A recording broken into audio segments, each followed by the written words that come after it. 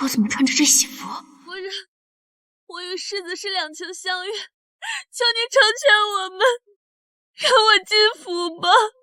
我重生了，前世林兆蕊也像今日这样，跪在花轿前，求我成全他与齐君母。胜者赐婚，不可轻慢。我劝齐君母，圣旨赐婚不可轻慢，即便要纳妾，也要等到半年后，齐君母勉强同意，让人将林兆蕊带走。可没想到，林兆蕊当日就产下了一个死婴。此后，齐君母再未提纳妾之事。多谢各位，多谢。好，我原以为他已收了心，从此一心操持侯府，助他位极人臣。可没有想到，齐君母竟一直怀恨在心，将林兆蕊早产之事算在我的头上，处心积虑10年，诬陷我父亲谋反，害死顾家满门。不要！我求求你，君母，求你放过他们！给我杀！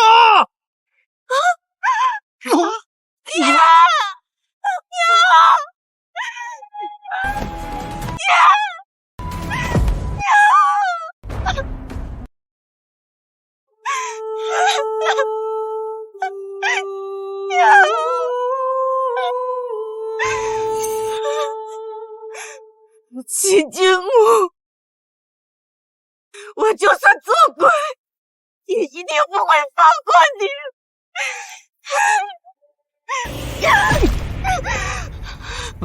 要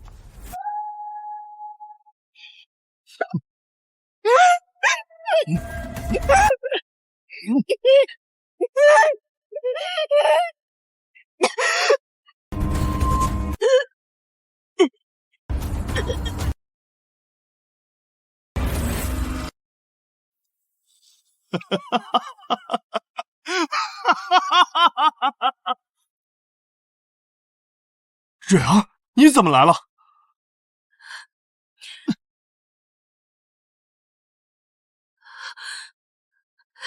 夫人，就当是可怜可怜我腹中的孩子，让我进府吧。我为齐君母筹谋经营，自以为夫妻和睦，没想到我以为的相敬如宾，在他眼里竟是他在忍辱负重为林兆蕊报仇，真是可笑。落轿。不行，花轿还没进门，不能落地呀。我说，落轿。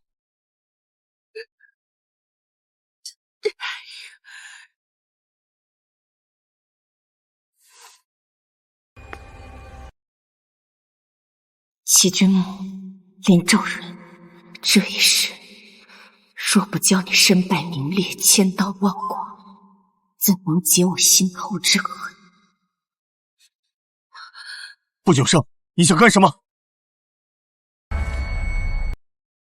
不久胜，你想干什么？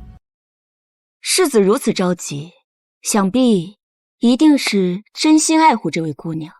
既已怀了身孕，那便将其抬入府吧。你同意了？自然。九生，我就知道你一向最体贴懂事，那我这就去准备纳妾的东西。既然是真爱，又怎能入府当妾？不如世子明媒正娶，让她进府做妻。你说什么？我说世子尽管娶她，你我婚约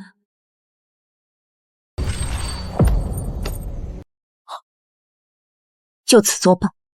不久生，你胡说什么？我们的婚姻可是先皇赐给我们的，你不嫁给我，还能嫁给谁？先皇圣旨赐的是缔结两家的姻亲，可是这侯府又不止你一个儿子。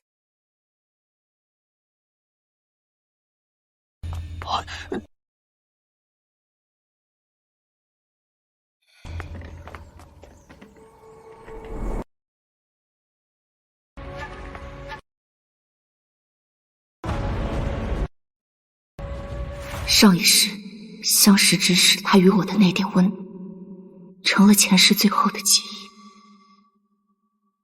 君木，怎么回事？这，起诉！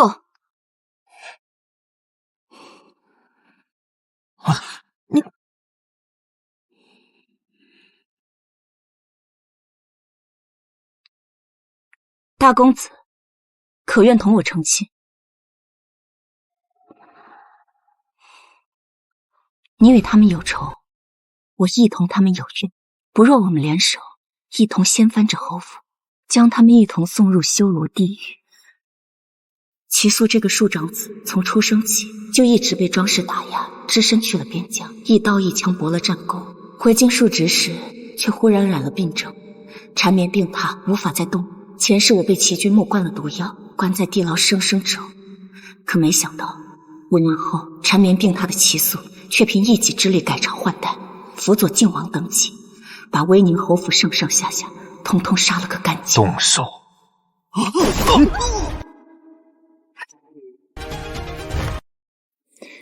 既然目的相同，倒不如与他联手。好，只要你敢嫁，我就敢娶。九生，你可别胡说呀！今天的事都是君木不对，不过你放心，娘一定找机会把这女人给打发了。娘，这蕊儿还怀着孕呢。再说，哪个男人不3妻4妾啊？闭嘴！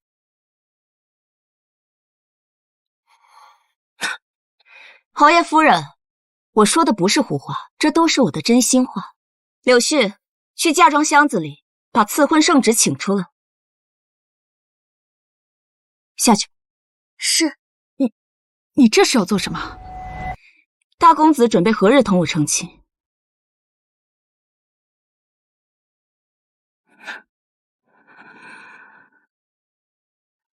随时。好。不久生，你疯了吗？难道你真的要嫁给一个废物庶子？这简直是有辱将军府的门楣。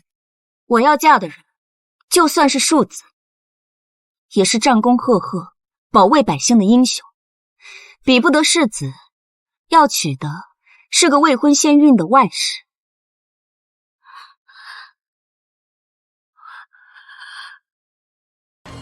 九生，就算你真要换新郎，那咱们也得从长计议呀。咱们也什么都还没有置办呢。想拖延转换，做梦！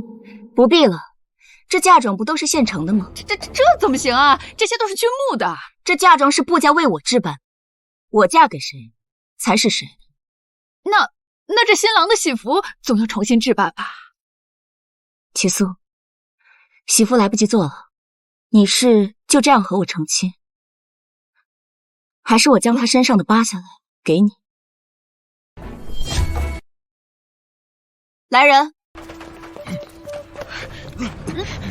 不久生，你疯了吗？放开我！除了这句话还会说什么？给我扒！放开！放开我！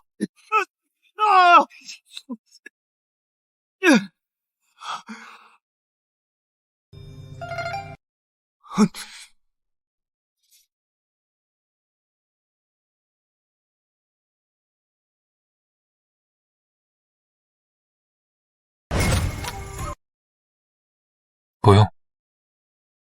那大公子想如何？发大戒为用。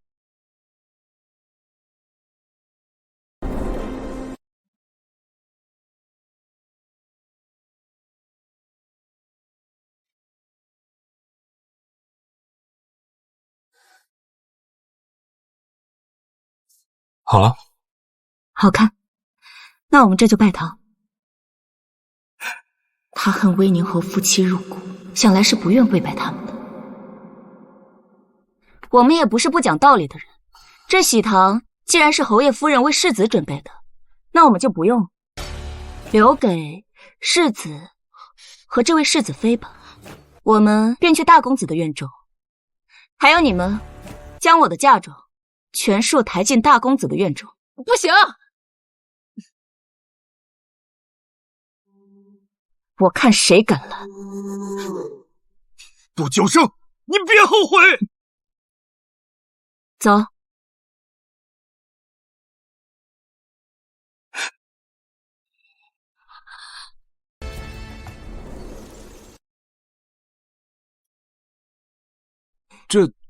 这是世子夫人。我不是世子夫人，如今我是你们家大公子的夫人。什么？出去，把院门守着，不准任何人进来。是。顾小姐，说说你的目的，你都知道些什么？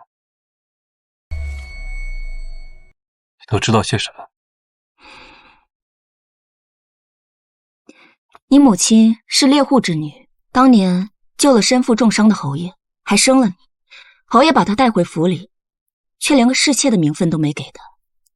整个侯府的人都把你们当仆人。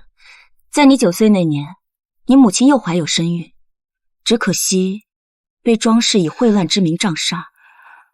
这些事人尽皆知。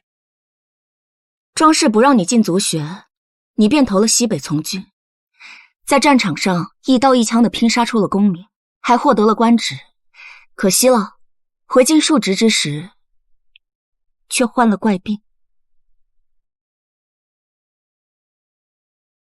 我还知道你的腿根本就没事，所谓的怪病不过是因为中毒，这毒会损害经脉，一旦你动用内力，全身骨骼就如处处撕裂一般疼痛。你舍不得你的一身内力，所以才依靠轮椅行动。你怎会知道？我不仅知道你中毒，我还会解毒。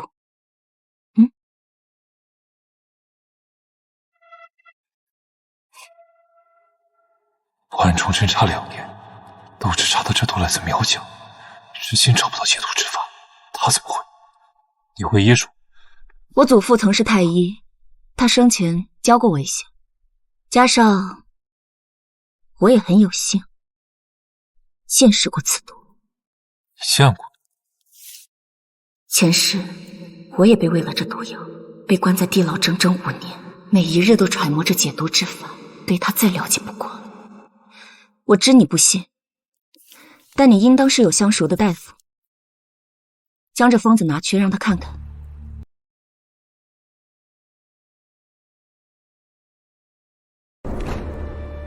看看我说的对不对？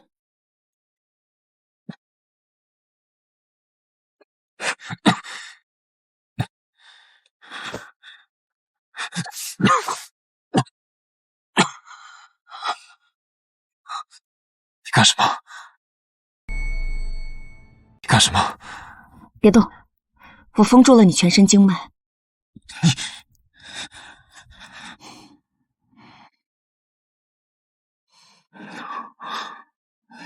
你想解毒吗？自然。来。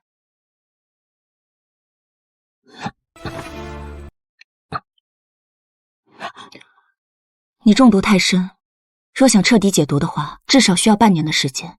这半年，我都需要封住你的经脉。你可知这院子里有多少人盼着我狼狈，盼着我死？若我封了内力……好了，你我夫妻一体，从今往后，我来替你周旋。放心，狼狈的人一定不会是你。小姐，我们的嫁妆已经全部运进来了，但是院子太小了，有点放不开。那我们整顿侯府的第一步呢，就是换个大院子。啊？怎么换啊？我记得侯府除了主院外，还有东院和西院。东院是世子住的，那西院应当是空置，留着待客用。那去差人将西院打扫出来，把我们的东西都搬进去吧。西院虽说空着，但有装饰的人守着。他有人，我就没有。来人！属下在。这是我家老爷夫人给小姐陪下的护院，个个都是练家子。柳迅，圣旨呢？拿着圣旨，带着人，给我打进去。是。今日府中虽有些许波折，但威宁侯府的根基与未来，终究系于世子一身。君慕此后将入朝议事，还望各位大人能够多多提携照顾。诸位放心，君慕必不负所托。请。自然自然，干！是，来干！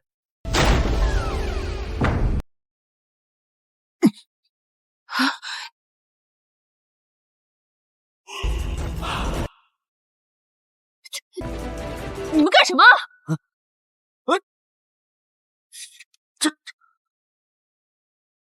这些都收了，这个也搬走，这也要全部收掉。你住手！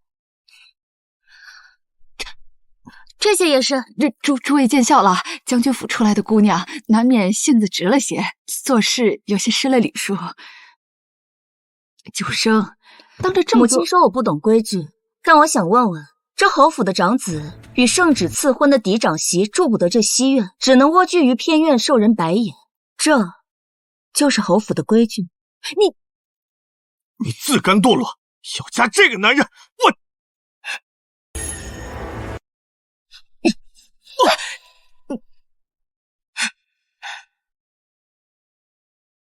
柳絮，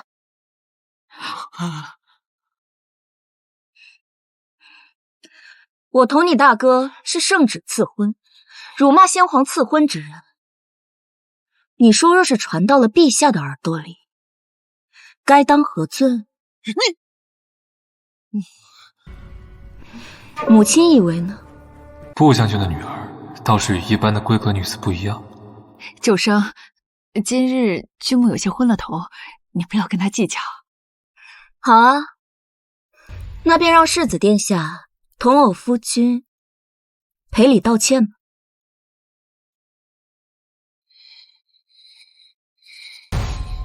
娘，今日诸位宾客在场，今日之事若是闹到皇上面前，你和你的外室妻女都得脱层皮。今日是我口不择言，大哥，对不住了。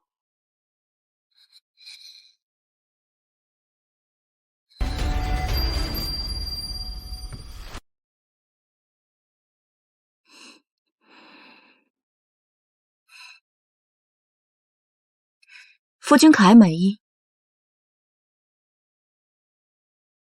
我累了，早点回去休息吧。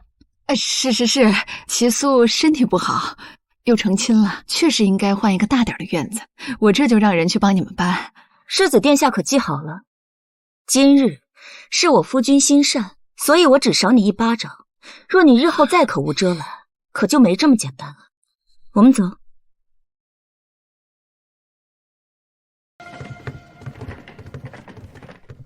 娘，他们回去再说。我都跟你说了多少遍，今日成亲之事容不得半点差错。你可知布家军权在握，商行更是遍布全国，竟都便宜了齐素那个贱种。娘，这不久生这般豪横，娶了她也是个祸害。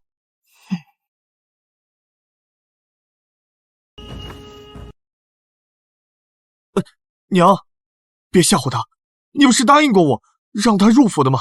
我要娶她。你给我闭嘴！齐素那个贱种娶的是将军府的嫡女，而你娶的是一个流民医女，你是要让全京城都看我们笑话吗？夫人，都是我的错，我真的带着孩子离开，绝不连累世子。娘，你看看你给蕊儿吓的。世子，你就让我跪着吧，都是蕊儿的错。够了，收起你那可怜巴巴的样子，不想做通房就给我滚！且不是这个意思。带他滚回你房间去。哎呀，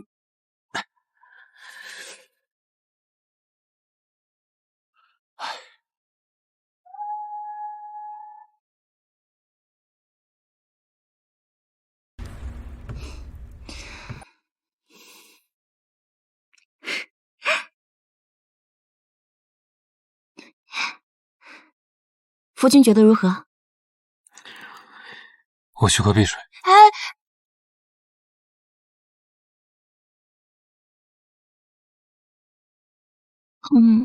我们今日方才成亲，若是今夜就分房睡的话，明日侯府定会流言四起。哎呀，你睡床上，我睡榻上。天寒地冻，你金尊玉贵，不必委屈自己。我既然已经嫁给了你，就不怕委屈。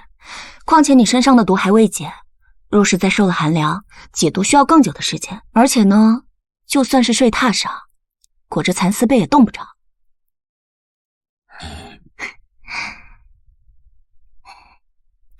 想必那张药方，夫君应该是已经找人验过了。药方确实没问题，但你为何要帮我？我同你说过的，我与你有一样的仇敌，我想同你一起覆灭之侯府。就因为齐君木要妻妾同许？不止啊，你是今生仇，我是前世怨。这其中的缘由，我暂时先不能告诉你。不过我可以告诉你的是，我对侯府的恨，万分不比你少。口说无凭。也是，该给夫君一些我的诚意了。百足之虫，死而不僵。侯府家大业大，若想真正的覆灭它，须得让其从内部溃烂。比如母子反目，夫妻成仇。庄氏的娘家世代簪缨与侯府互为倚仗，利益相连，夫妻怎会成仇？至于母子反目，更是不可能。齐君木是庄氏的独子，他所做的一切都在为齐君木做筹谋。从前是和谐，但今后又不一定。夫君是不是忘了，齐君木从外面带回了一位新奸宠？这样吧，3日之内，我请夫君看一出母子反目的好戏。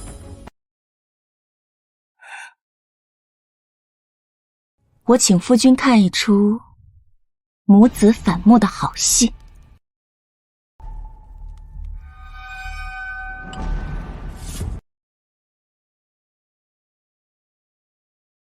前世我被关在地牢，林兆蕊成了世子夫人，日日都要来找我。才告诉你，其实我腹中的孩子本就是个死胎。我那日来你花轿，不过是想找个替罪羊，让世子更心疼。我找人调查过林兆蕊，他腹中的孩子早就没了脉搏，想必他今日拦着我的花轿，也是为了将死胎一事嫁祸给我。可惜了，没成。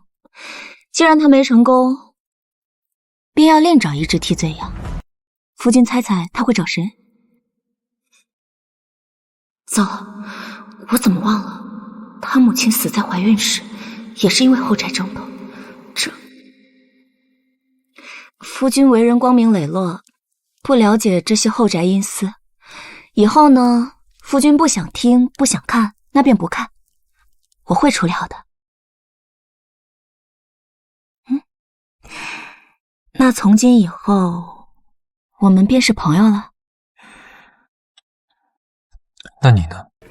想从我这里得到什么？西北大战在即，前世大哥在这场战争中被细作暗杀，我家失去了主心骨，逐渐被削弱，被诬陷时才无力自保。这一世无论如何，我定要护住大哥。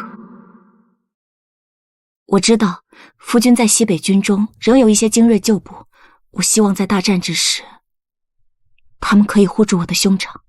作为交换，我可以替你解毒，帮你踏平侯府。待到侯府被覆灭，夫君位极人臣之日，便是你我的契约完成之日。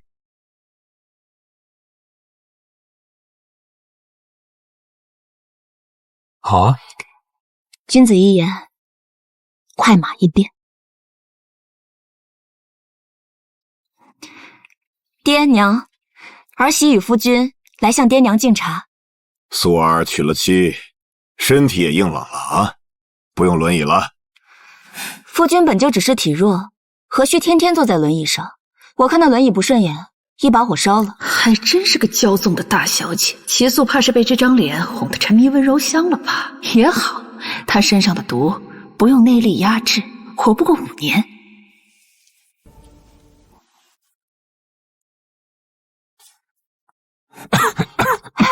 夫君，怎么样？要不要紧？嫁了个病秧子，你还挺高兴。我夫君再怎么体弱，也是14岁上战场，17岁立奇功的大英雄，于国于民都是英雄。更何况他对我一心一意，我为何不高兴？哦，还要多谢世子爷，若不是您呢，我又怎么能遇到这么好的夫君？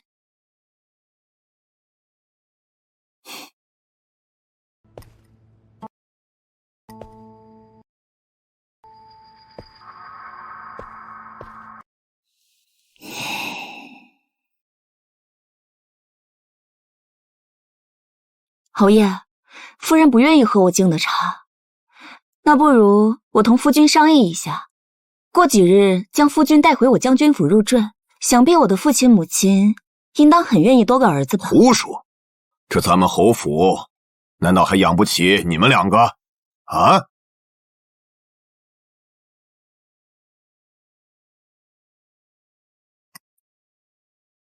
都是一家人，齐素身子不好，要多休养。以后有他们好看。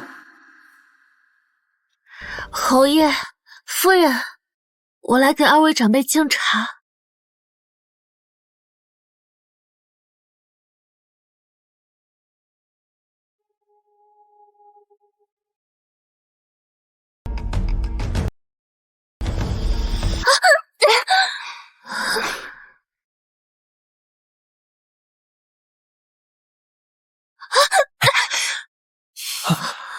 林姨娘，可要当心了。你这肚子里怀的可是世子的孩子，可千万不能出了岔子。他竟然会服我？还是说，林姨娘本来就是冲着我来的呀？想要不小心滑倒在我身上，然后将孩子早产的事情嫁祸给我？怎么会？世子，我爱这个孩子，就如同我眼珠子一般。我知道，你为了这个孩子受了许多的苦。哎，好了，茶也喝了，都各自回屋吧。既然爹娘也乏了，儿媳与夫君便先告退。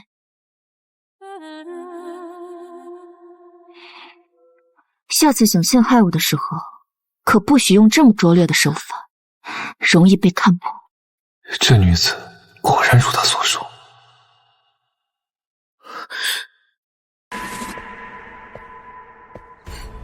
小姐，死胎早就该免除了。为了等今日的大婚，您已经等了7日，再拖延下去会伤到您自己的。我秋生这个贱人，既然早有防备，既然嫁祸不了他，就只能另找一个人了。可是侯夫人吩咐过，我们只能在这个小院子里待着，不得见外人。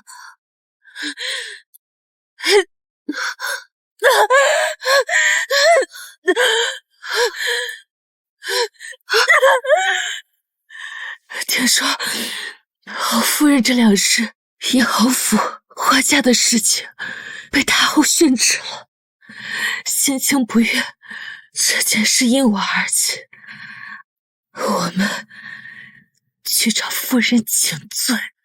可是夫人不会见我们的，要的就是她不见，我就一直跪着，直到这孩子保不住。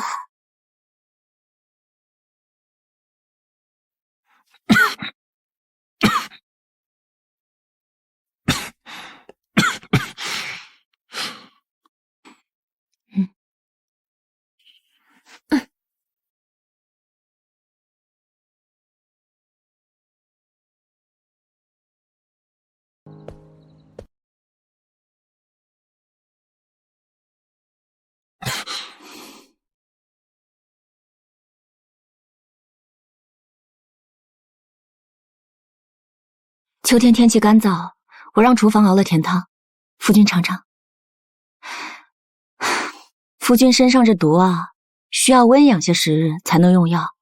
这里面呢，我加了不少温补的药材。若是夫君信不过，我先来。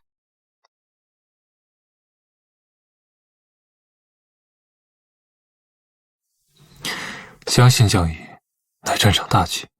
我既与你同盟，便不会依你。他是在解释，这人也没有那么冷漠嘛。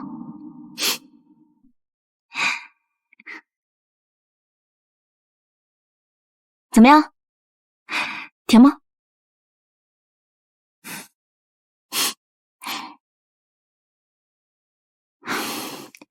眼下临近年关，我呢还为夫君准备了一些新年贺礼。这上面的人都是随着夫君一起征战，受过重伤不能再上战场的士兵。我看过账簿，这2年夫君一直在暗中接济他们。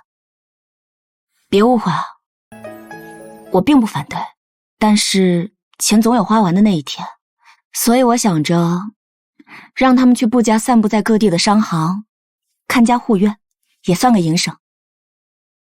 夫君不必担心，我父兄呢醉心于沙场，母亲体弱，布家商行都是我在打理，我说了算。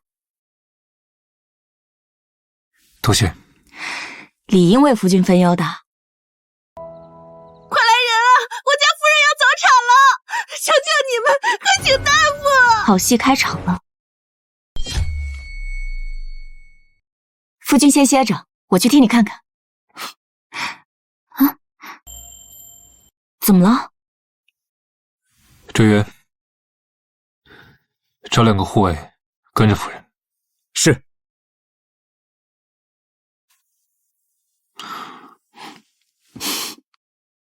多谢夫君。对了，大人，夫人还为您准备了许多年礼，分别准备送给旧上司和同僚。既然他给了名单，就送出去。夫人真是七窍玲珑心，想得周到极了。去吧。是。他是这般聪慧周到的人，齐君木竟然不知珍惜。来人！快来人啊！有人吗？有人吗？快来人啊！有人吗？来人！蕊儿，你怎么样？君木，孩子，我们的孩子，你快救救他！怎么会这样？世子，我家小姐知道夫人在宫里受了气，特意向夫人来请罪，可是夫人不肯见，还让我们一直跪在这里。蕊儿，你怎么这么傻？怎么不叫人来寻我？这本就是我的错，夫人罚我心甘情愿，可是我们的孩子是无辜的。小姐，真的被你猜中了，这林兆蕊要早产了。急什么？好戏才刚刚开始。世子，我好疼，我是不是要死了？蕊儿，别胡说，你一定会好好的。母亲人呢？快将府医来！吵什么吵？夫人身体不好，早就歇息了，也早就让这位林姑娘回去了呀。滚开！快叫产婆来！小姐，咱们要回去吗？不，在这等着。我们去给他们添最后一把火。哎呀！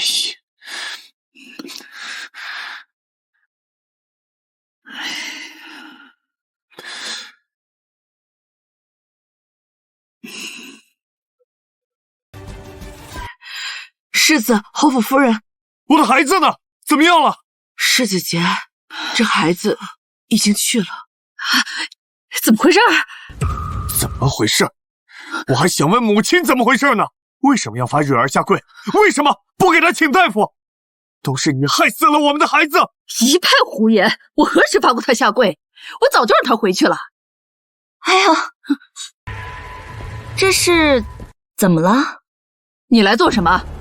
我这不是瞧着母亲在为侯爷置办寿宴，看着母亲一下午见了好几个戏班子，突然想起我家之前请过一个极好的，这不带了册子来，让母亲看看。好啊，好啊！蕊儿怀着孕在外面下跪，母亲在里头见戏班子，可真是太好了呀！齐君木，我再说一遍，我没有罚他下跪，我早就让他回去了。我们的孩子没了，蕊儿难道会用自己的孩子来陷害母亲吗？你分明就是在宫里受了气，容不下蕊儿。现在我们的孩子没了，你满意了吗？你夫人，母子反目，来的倒是很快。哎呀，世子，夫人有喘疾，你怎么能这样气夫人呢？世子，孩子没了，我也不配留下，放我走吧。你就是我侯府的家人，从明日起我就抬你为我的贵妾。不，从明日起你就是我的侧夫人。胡闹！母亲不心疼我们的孩子，我心疼。你说不同意，你我断绝母子关系。你，夫人，你没事吧？母亲可要当心身体啊，毕竟以后这样的事情可还多着呢。小姐，这府里面已经乱成这样了，往后还不知会发生什么。闹吧。小姐，倘若你真治好了大公子，世子和侯夫人也不会罢休的。这些魑魅魍魉本就该在地狱里，我定然会将他们送回他们该去的地方。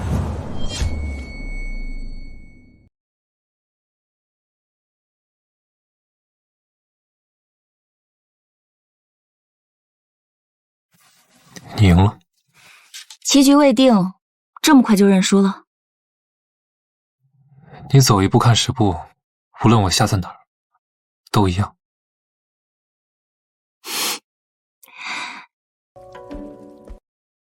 小姐，我刚听院外的丫鬟说，昨夜夫人强撑着病体去看了世子和林姑娘，又被气得摔马而出。她连夜叫了车程去温泉庄休养去了。还有呢，世子听说夫人去了，还以为她在拿桥，今早上又生了一场气，摔了好几个叉叉。眼下年关将至，侯府没有主母主持，怕是府中的一应宴席、聚会、采买、人情往来都乱成一锅粥了。可不是嘛，下人们都等着看他笑话呢。林兆蕊费尽心机的进府，图的不就是这侯府主母的位置？不如我们帮他一把，送他一个掌中窥的机会。啊，那这不是便宜他了？拿得住才叫便宜，拿不住便是祸端。那万一他真的能拿得住呢？庄氏虽不在府上，但他留下的心腹却不少，这些人一定不会听他的，所以他必然拿不住。大少爷，大少夫人，侯爷请二位去正厅议事。走吧，夫君。要不要一起去看看？也该走下一步棋了。秋生啊，你是侯府的长嫂，如今你母亲去休养，府中的大小事情暂时由你打理吧。爹，齐素一个庶子，凭什么让他管教？爹，齐素一个庶子，凭什么让他管教？世子爷说的对，最近天气转凉了，我夫君的身子骨弱，我得照顾他，实在是腾不出手来管理府中的事务。你倒是有自知之明。爹，蕊儿知书达理，细心又体贴，我认为让他管家再合适不过了。侯爷，妾愿为侯府分担。你这身子能行吗？孩子已经没了，蕊儿又惹了母亲，生了病休养，若是再不能管起家中的事，为侯爷和世子分忧，蕊儿还有什么脸面留下？也罢，那就先由你打理着，有什么不懂的多问问你母亲身边的赵嬷嬷。是。侯爷，郑大人到了，已在书房等您。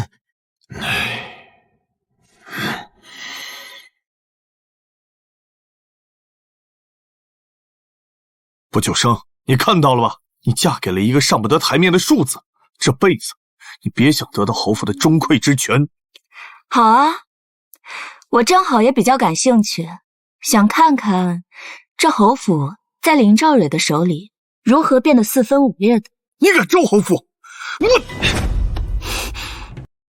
齐素，你要干什么？那得看看世子想对我夫人做什么。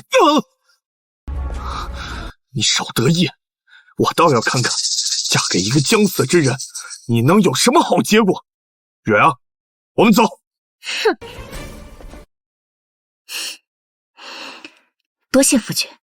不过，一些口舌之争，不要也罢，伤着自己，反倒得不偿失。是，这次是我失了分寸，以后不会了。我在的时候，也无妨。他这意思是说他在的时候，我可以任性的口舌之争，让他都敌。夫君，喝药吧。我跟太医商议过了，你体内的毒素已经沉积了2年有余，单靠药方是不够的。前3个月呢，先用汤药，后续再配合以针灸逼出余毒。那从今日起，每日睡前都要按时服药。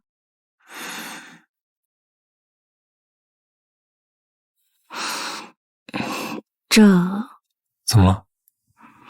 这药性很强，喝了之后会浑身疼痛，犹如全身筋骨重塑一般。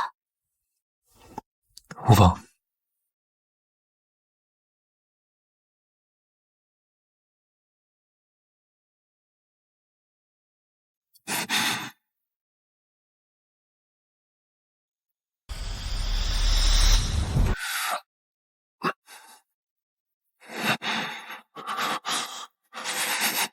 夫君，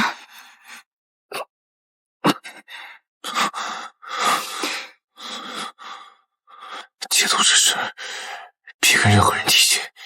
出去，你去院外守着。知道了。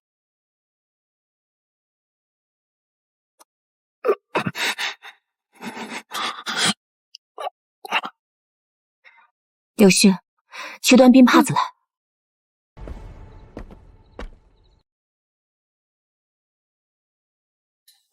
夫人，您不用担心，大人撑得住。可是这药的药性很烈，为了解毒，大人这2年间试过许多药，再烈的他都试过。我知晓了，下去休息吧。是。这疼痛常人无法忍受，可他竟然一点声音都没有。齐素的意志真是惊人啊！也难怪他前世能趁着病体发展势力，覆灭侯府。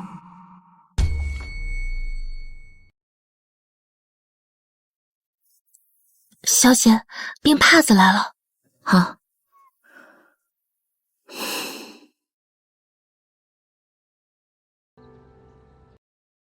记得把这些痕迹都清理干净，不能让人看见。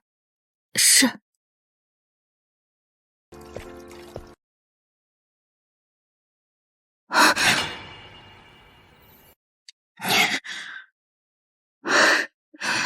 没事的，齐素，是我，不久生。对不起。不打紧的，你这个药的药性太烈了。他从小就活在庄氏的打压下，好不容易能自己挣下军功，却又被下毒暗害，怎么能不时时警觉，处处谨慎呢？好了，这会儿呢，药性已经过去了，你身体还有点不适，好好躺着休息一下。放心吧，院子里面的事情我已经交代过了，不会有人说出去的。我曾是否翻越过每个角落，睡吧。成为水询问着每片湖泊，长出的刺吞咽下执迷于爱的苦果，只听见那脉夫人，你家大人还在睡，你先别叫醒他。可是大人从不会睡到这个时辰。他有些低热，一定要照顾好。是。夫人今日要出门？对，今日该回门了。那大人不必劳他再动心神，我自己回去吧。走。啊，哪有新婚妻子一个人回门的道理？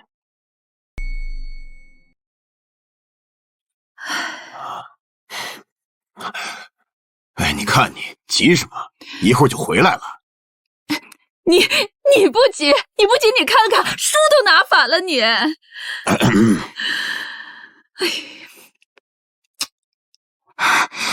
娘，九儿，瘦了。爹，来，娘给你做了你最爱吃的桂花糕。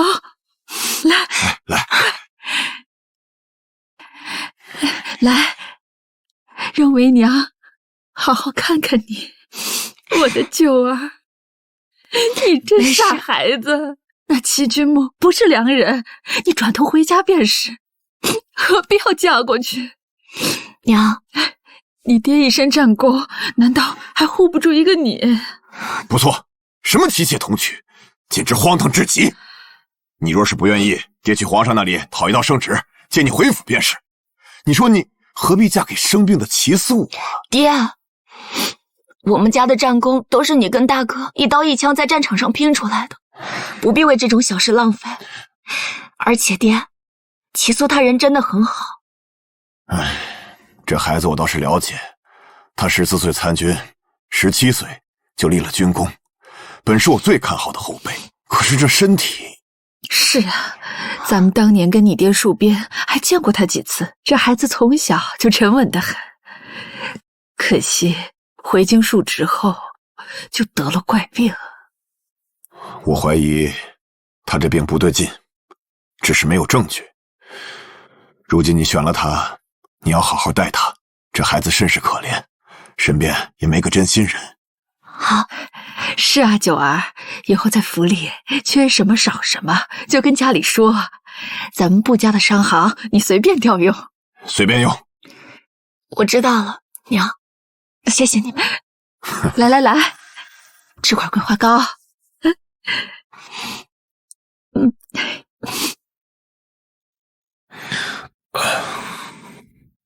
这一觉醒睡了这么久。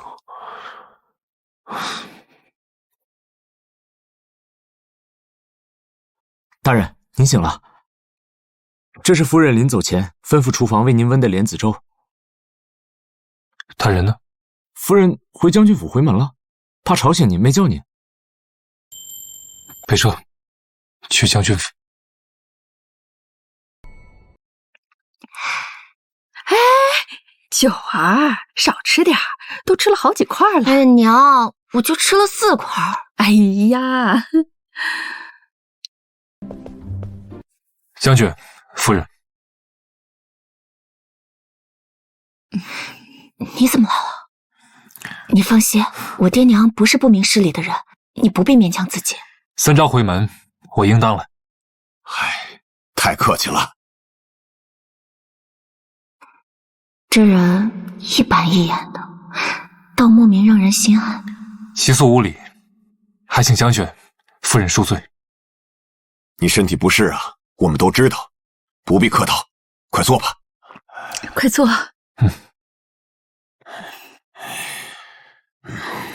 刚入军营时，就承蒙将军提点照顾，一直未有机会报答。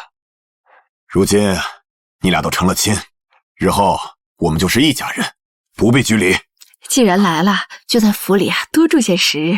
我让厨房给你炖些补汤，好好调理。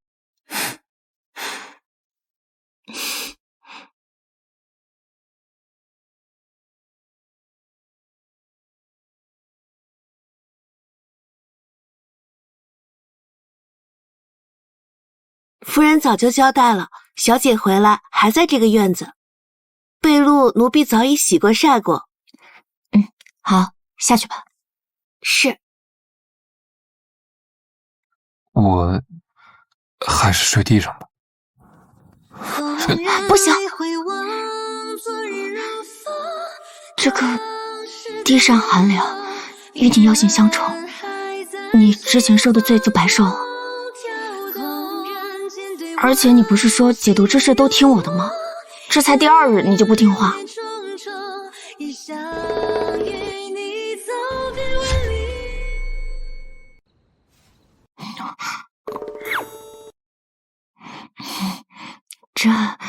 这是将军府，为了让我爹娘安心，今晚就将就一下吧。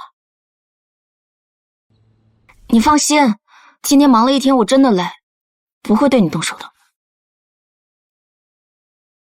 这话不是该我说吗？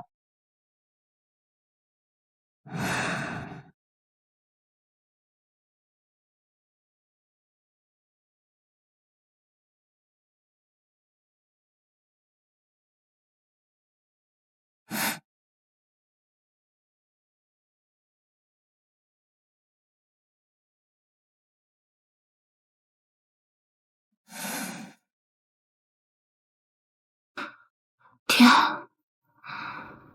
娘，爹，娘，不要！不将军，不夫人，放过他们，是谁要对他们不利啊？别管了，没事了，就这。不要！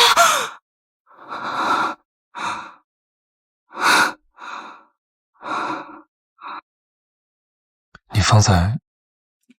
我方才只是做了个噩梦。他不想说，既是噩梦，醒了就行了。小姐，我们派留在府上的人过来回话了，说侯府现在乱套了。听说林昭蕊刚拿到钟馗令牌，就一下子撤掉了侯府好几个心腹嬷嬷。理由呢？说是查到他们贪污府中的银两。还真是够心急的。不过呢，越急越好。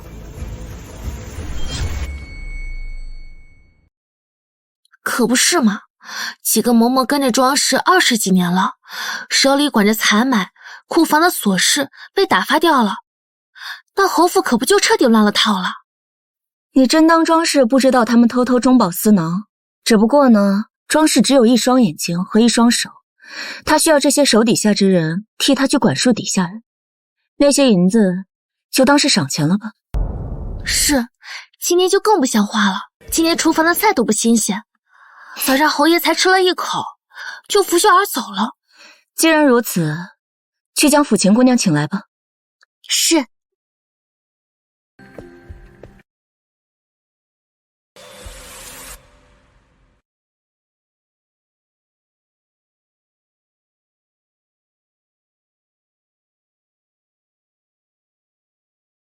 府琴见过小姐，姑爷。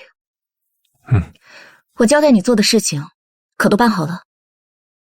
是，那座小院里的所有嬷嬷、小厮、丫鬟，都是咱们的人，万无一失。从今日起，妾就是父母早逝、流落京城的徽州小官之女。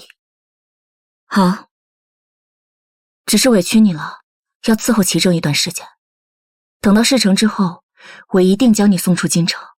妾本就流落风尘，这条性命都是小姐所救，能为小姐效命，是妾之幸事。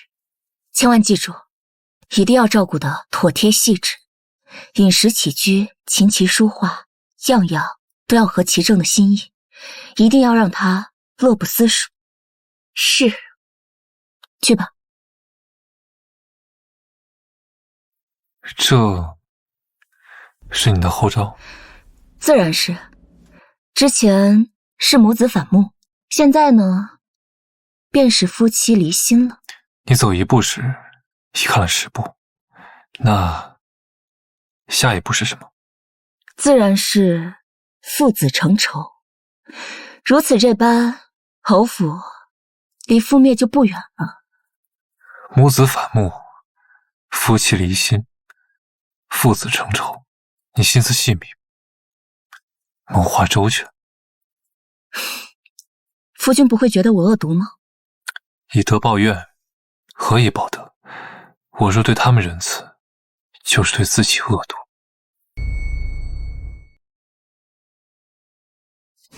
说话真好听，我喜欢。你喜欢？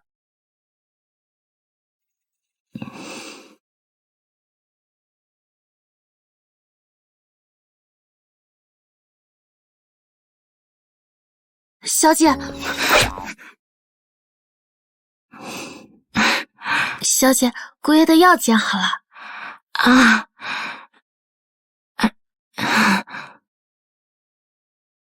我再去看看小厨房的汤怎么样了。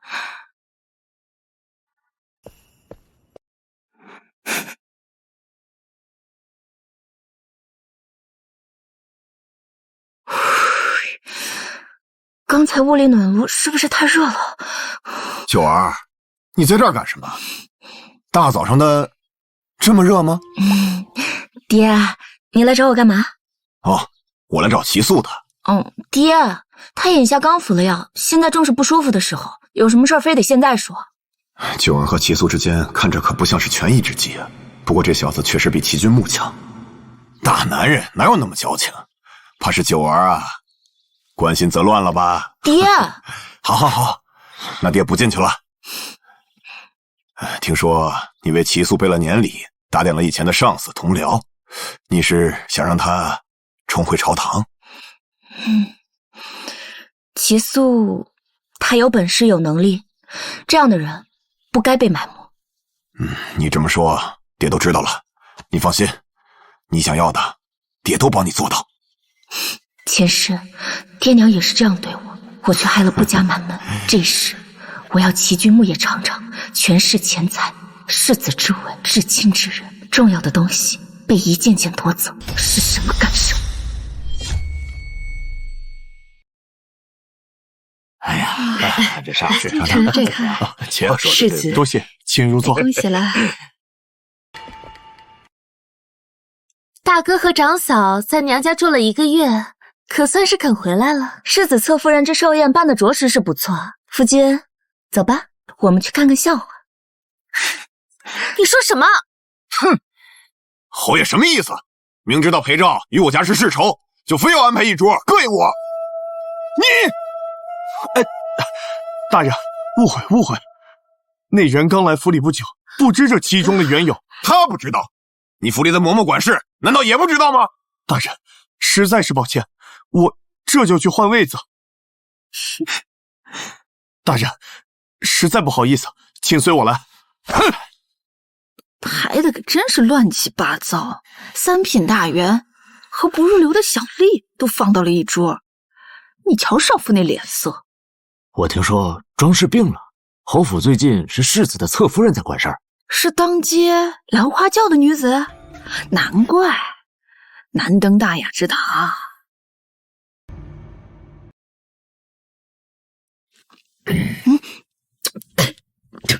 哎呦，这鱼怎么这么腥？好像没烧熟。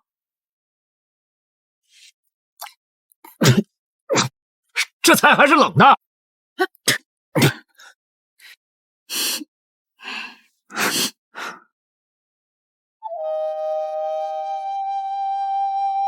怎么回事？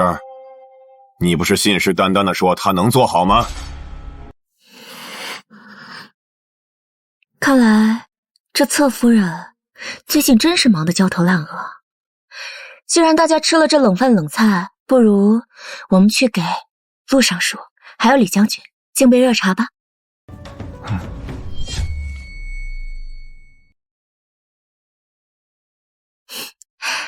陆尚书、李将军，今日招待不周。这儿呢，是我与夫君前些日子亲炒的梅花所制的梅花茶，二位快尝尝。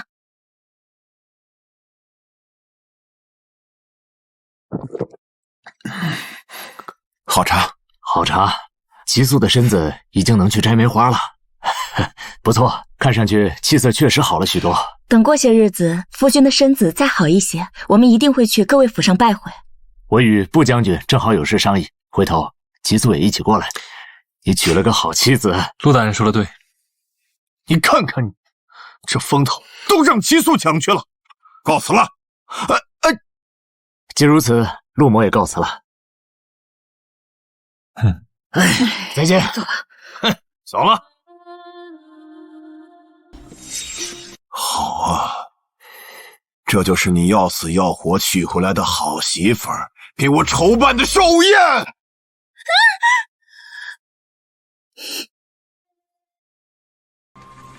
哎，不知道的还以为我要跟满朝文武结仇呢。爹，都怪娘的那些嬷嬷不肯好好教蕊儿做事，要不然怎么会出这种事情？侯爷，妾知道母亲不喜妾，可是府中的嬷嬷竟然什么都不肯教我。我看侯爷和世子还是赶快把母亲接回来吧，否则的话，再没有一个主持钟馗的人，侯府怕是真的要乱套了。你少在这幸灾乐祸。九生说的不错，你这侧妃啊，从今天起你就不要管事儿了。可是管事之权交给九生。啊？什么？怎么了？这应酬之事还得是世家养出的贵女。我今天就听好几个人夸九生为齐素办的年礼十分周到，倘若今天是他办的宴席，怎么可能出那么多岔子，让侯府丢人现眼？侯爷，蕊儿知道错了，求您让我再多学几日。还学几日？你还想让侯府丢几次脸？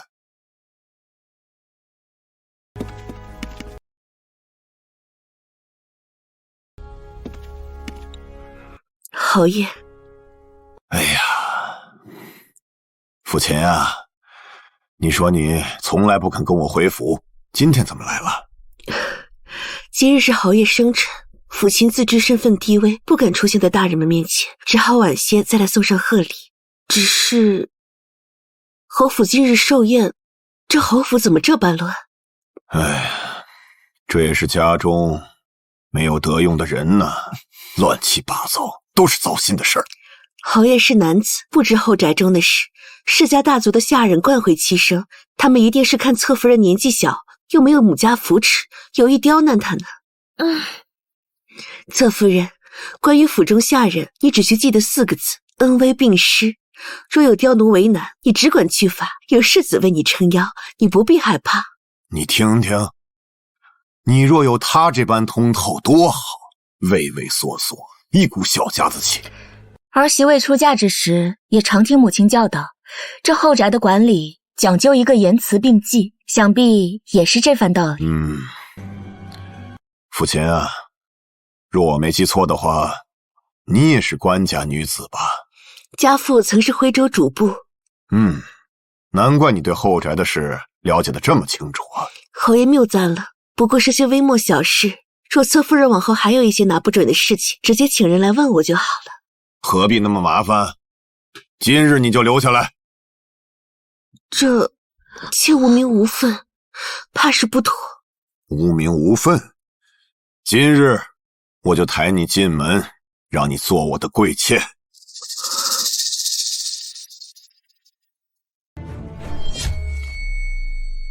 今日我就抬你进门，让你做我的贵妾。这侯爷莫不是在说笑吧？当然不是，不光让你做我的贵妾，我还让你掌侯府的家。你管不好，九生也不想管，那就交给父亲，省得侯府以后还在朝廷中成为笑柄。让一个青楼女子执掌侯府，才会成为京中的笑柄。这侯府还轮不到你做主吧？我是在通知你们，又不是和你们商量。行，那你别让他管，我倒是想看看一个青楼女子能有什么本事。蕊儿，咱们走。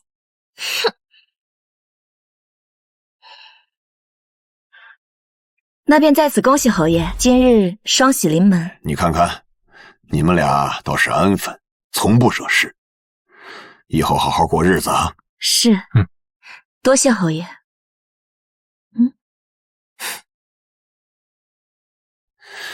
唉，侯爷，消消气，我去小厨房为你做一些夜宵。哎呀，还是你贴心呀！这个不孝子，气死我了！侯爷，府中就这一个嫡子，世子向来不必与人争抢，想来是骄纵了些。侯爷若是想调教一二，不若先冷落他几日。我看大公子和他的夫人对侯爷就很是尊敬。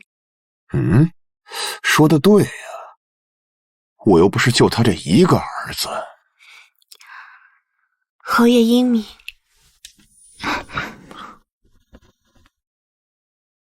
这药喝了月余，夫君觉得如何？经脉至此之感少了许多。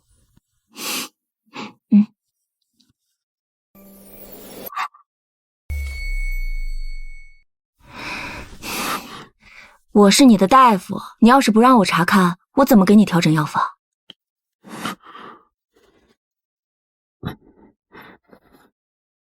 这么疼吗？啊，没有，习惯了，这点疼不算什么。看来你的余毒比我想象中的要严重，你的药方还得在原有的基础上再调整2次。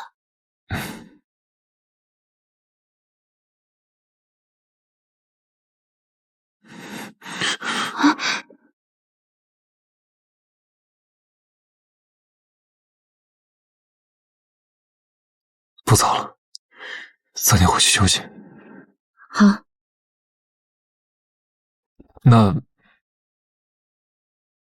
那位父亲是你特意带到府上来的？怎么样？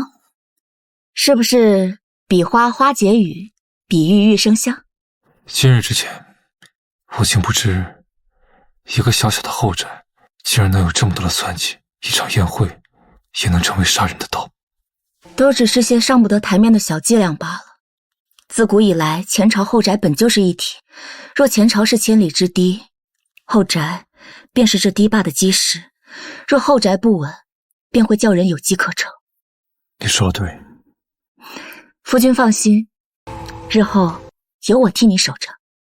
夫君在前朝拼杀，我便替你镇守后宅，待到夫君位极人臣之日，这些后宅的仇怨便可以千百倍的讨回。不朽生，你就这么确信我一定能够做到？你就这么确信我一定能够做到？我信你。好，你说可以便是可以，今后的路我们一同去走。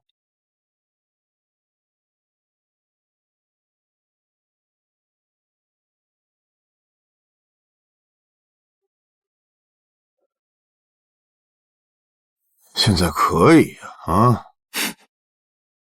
来，你帮我分析一下这个奏折。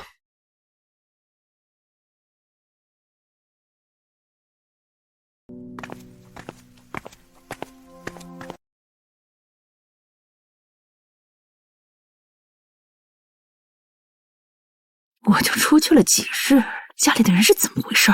怎么都换了人？就是。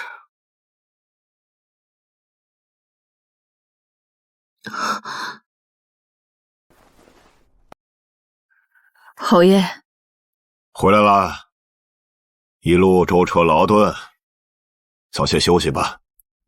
不知母亲今日回家，有失远迎，请母亲恕罪。家里怎么回事？怎么都换人了？还当我这个当家主母存在吗？母亲是说这些下人啊，抚琴发卖了一批人。好，我就是去温泉山庄将养了几日，就把我的人给发卖了。我要是再晚几天回来，这侯府上下还有我的容身之处吗？夫人，他们给世子侧夫人下绊子，有意搞砸侯爷的寿宴，这样欺上瞒下的刁奴留着有何用啊？我的人什么时候轮到你做主了？对牌呢？这一巴掌教你什么是尊卑，不是你的就不要妄想。够了！是你自己丢下家里跑出去，要不是抚琴，这家里早就乱套了。你若再敢动手，别怪我不讲夫妻情面。不讲夫妻情面，侯爷难道想要休妻？侯爷怕是忘了，当初要不是我父兄助力，你未必能够袭爵。你也知道那是当年呀。如今庄太傅治世，你家里还有什么可炫耀的？好一个夫妻！当日他说要让侯府母子离心，夫妻反目，只不过1个月的功夫，就真的做到了。母亲就不要再苛责姨娘了，姨娘管家确实是有一套的。若母亲实在不愿，我们西院事务繁杂，我又要照顾夫君的身体，不如田庄铺子就交由姨娘来管吧。侯爷，可以吗？有何不可呀？你本就管得很好啊。从今日起，你负责东院，抚琴负责西院，府里的田庄子一人分一半，3个月为期，谁打理得好，以后侯府就由谁来主事。什么？就这么定了。你若不愿意，可以回你的庄子去。母亲可是大家闺秀，当家主母，切不可被姨娘比下去。侯爷竟然一个庶子参与公务，君母呢？那个不成器的东西，让我说了2句，就带着林兆蕊去别院了，成天围着那个女人打转，一点心思都不用在正事上，比起齐素，差远了。什么？母亲不必忧心，世子做得的事情，我夫君也做得很好。兵部的陆大人这些天还经常跟父亲夸他。什么？母亲这是在同我置气吗？夫君也是侯府子嗣，母亲是不希望他好吗？你若没有什么事情的话呢，我便先同夫君告退了。父亲还等着夫君给他出对策呢。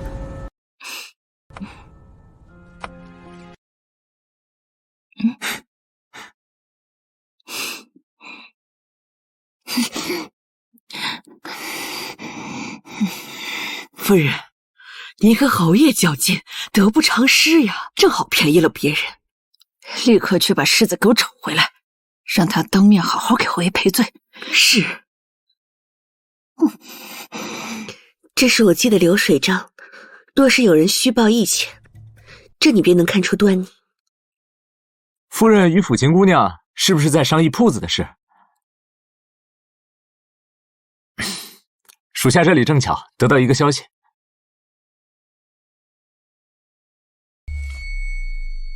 庄氏有一家酒楼，日进斗金。我的人无意发现，赚钱的不是1楼和2楼的炒菜，而是3楼卖的50散。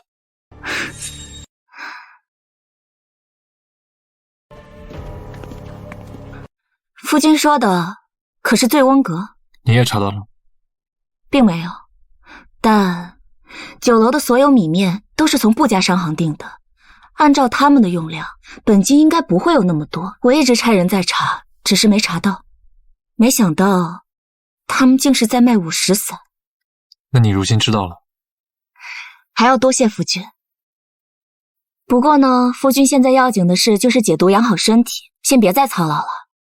我先去为夫君熬药。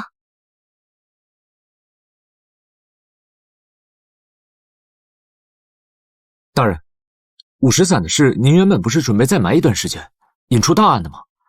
如今就这样告诉夫人，岂不是可惜？他更需要。不过大人，我怎么觉得是夫人在娇养您呢？我这就闭嘴。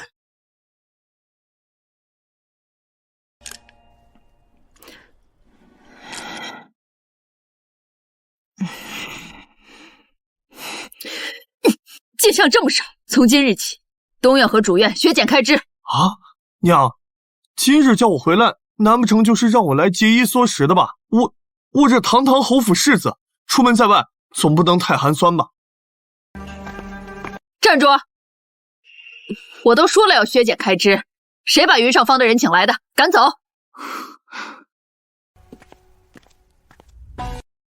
母亲，这云掌柜是我特意请来为夫君裁制新衣的，为何要赶走？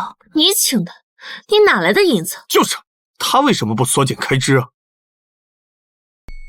缩减开支？这话是从何说起？我堂堂侯府还缺这点银子吗？云掌柜，我夫君呢，平日要跟随父亲办差，这刚好也要换季了，给夫君多采几身新衣，还有那配饰也要用最好的。还是夫人想的周到。是，我店中品质最好的都在此处了。我的天哪，这得花多少钱？不久生，我知道你不家陪嫁丰厚，但也不能这般挥霍无度吧？这不都是正常的开支吗？为何要用我的陪嫁？这都是抚琴姨娘拨给我的。什么？少夫人，东西可选好了，若是银两不够，再去账上支取。多谢姨娘。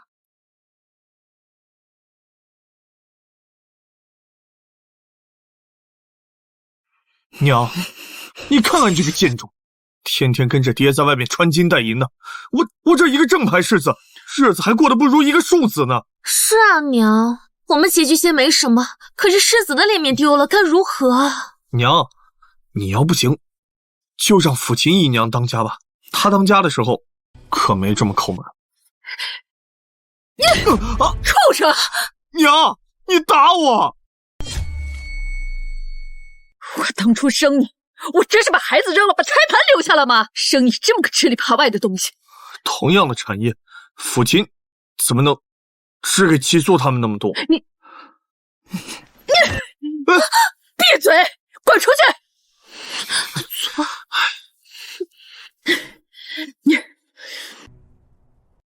世子，娘心情也不好，不如咱们自己想办法吧。哎呀，能有什么办法呀？咱们该这个样子。这能行吗？这放印子钱要是被查出来，可是重罪啊！我也是害怕世子被大公子比下去。若是世子觉得不好，那便算了。行，那就试试。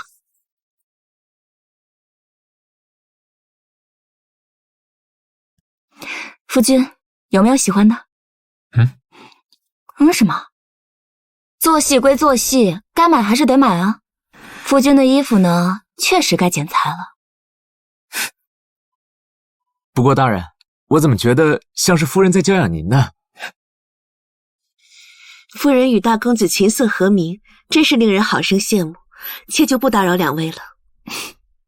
那民女为公子量身。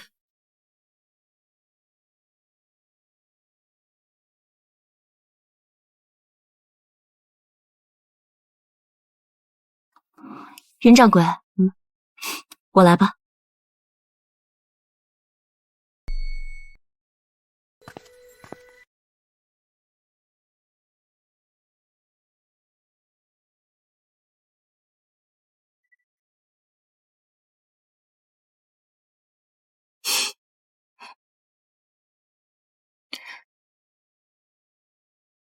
别动。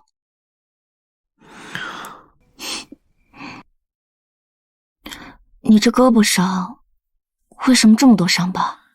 战场刀枪无眼，在所难免。他也生在武将之家，想来有些感同身受。你之前所图之事，我已交代留在西北的人，你大哥在军中，他们定会尽力帮助的。无论如何，都会护他周全。多谢。不必，这是我们之前约定的。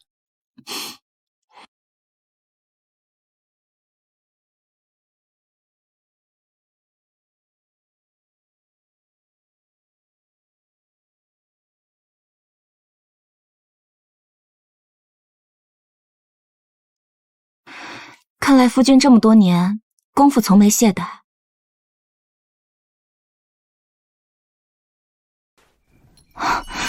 夫人，我是男人。就好了，我先去给夫君看看款式。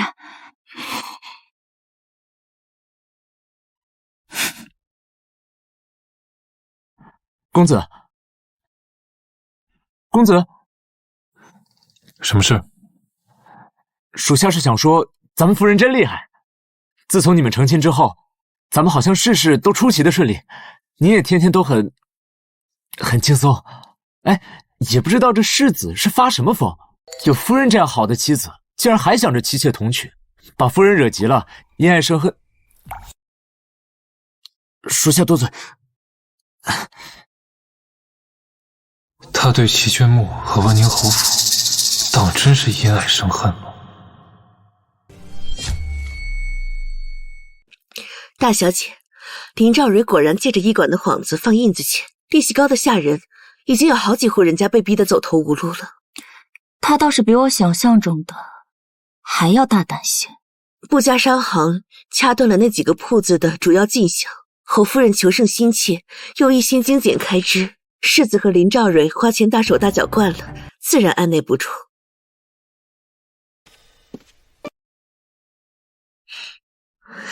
夫人，姨娘，侯爷下诏之后就往咱们这儿走了，说是今日的晚膳也在西院用。今日是15吗？他已经在我们这儿待了1个月多了。东院鸡飞狗跳，不得安宁，他自然愿意来咱们这儿舒心的地方。算算日子，3个月比试的期限也要到了，不如就在结果公布那日，将酒楼贩卖午时散的消息散布出去，也是时候该收网了。是，接着就去办。3个月之期已到，庄氏呢？侯爷，妾听说夫人前几日与世子吵了一架，气病了，许是身体不适。哼，早知道他这么不中用，都多余比这一场。谁说我病了？我好得很。妾微末记忆，不敢与夫人相比。这3个月来，西院及其名下产业共计进项7万9千两银子，支出1万5千两，结余6万4千两。这是账簿，侯爷可查看。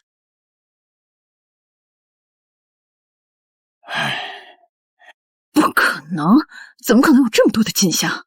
一定是账本作假了。流水都在这里，还能造假吗？你的呢？还不快拿过来！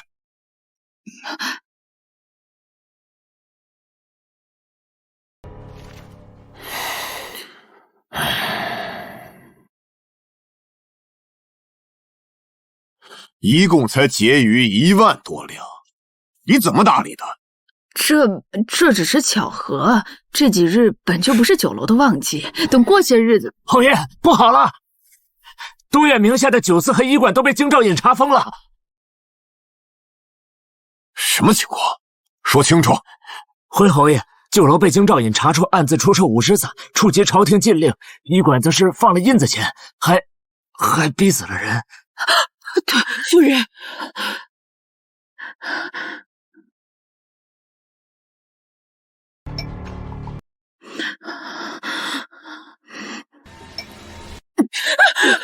丢人现眼！你们母子俩太让我失望了。从今日起，府里的大小事情都交给府亲打理，你们不许再插手。爹，闭嘴！这几日不用再去官署，在家好好反省。侯爷，侯爷，她一个青楼女，哪里懂什么经营？不久生是不是你干的？一定是你，利用布家商行帮他盈利，然后在暗中挤压我的生意。是我干的又怎么样？我愿意帮谁，谁才是这侯府的主人。你怎么敢？侯夫人想对我妻子做什么？侯夫人想对我妻子做什么？你放开我！你这是忤逆，不孝！你，夫君何必同他们白费口舌？这大好的日子，我们应当去庆祝才是。云裳阁的新衣裳应该是做好了，这些日子啊，天气转凉了，夫君要同父亲出门办差，要多添几件大氅才是。是啊，就你这病秧子身体，可得好好养着，别为了这点差事把性命给丢了。这便不劳世子爷费心了。这些日子呢，我替夫君调养，他的身子骨已经好多了。等过些时日啊，我们再为侯爷添个金孙，想必侯爷就更开心了。你说是不是啊，夫君？夫人说是，自然就是。不久生，告诉你，你得意不了几天了。齐素他根本活不过5年。世子如此笃定，我夫君活不过5年，莫不是我夫君身上的毒是你下的？什么毒？谁跟你说他是中毒了？若想人不知，除非己莫为。不过世子也不必太多虑了，经过我的调养呢，夫君身上的余毒已经清干净了。往后的余生，我夫君只会长命百岁，安享荣华。走。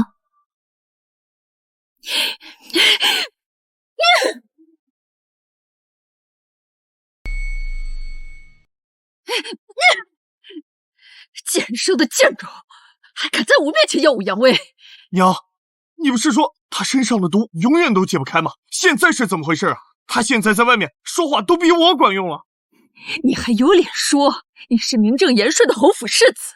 若不是你不中用，你爹又怎会看中齐素那个庶子，还带他去官署办差？还有你这个贱人，自从你进门之后，我们就处处被不久生压着。你若是当初听我的话，把不久生娶回来，我们又怎么会落到现在的境地？世子，我也只是想帮你。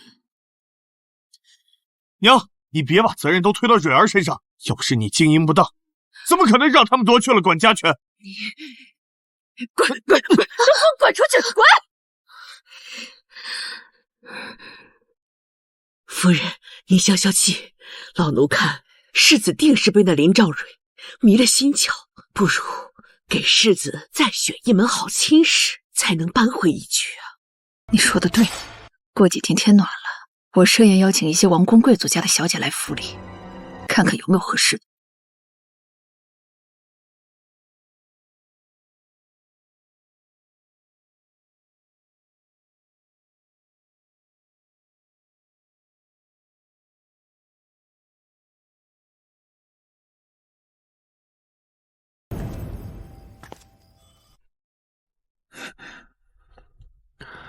你怎么找这儿来了？我去你房中给你送药，见你不在房里，出门听到下人说了一句，便猜到你应该会来这里。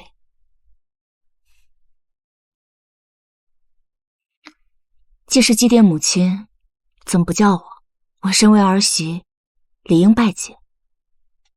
多谢。你我夫妻之间，谈何谢字呢？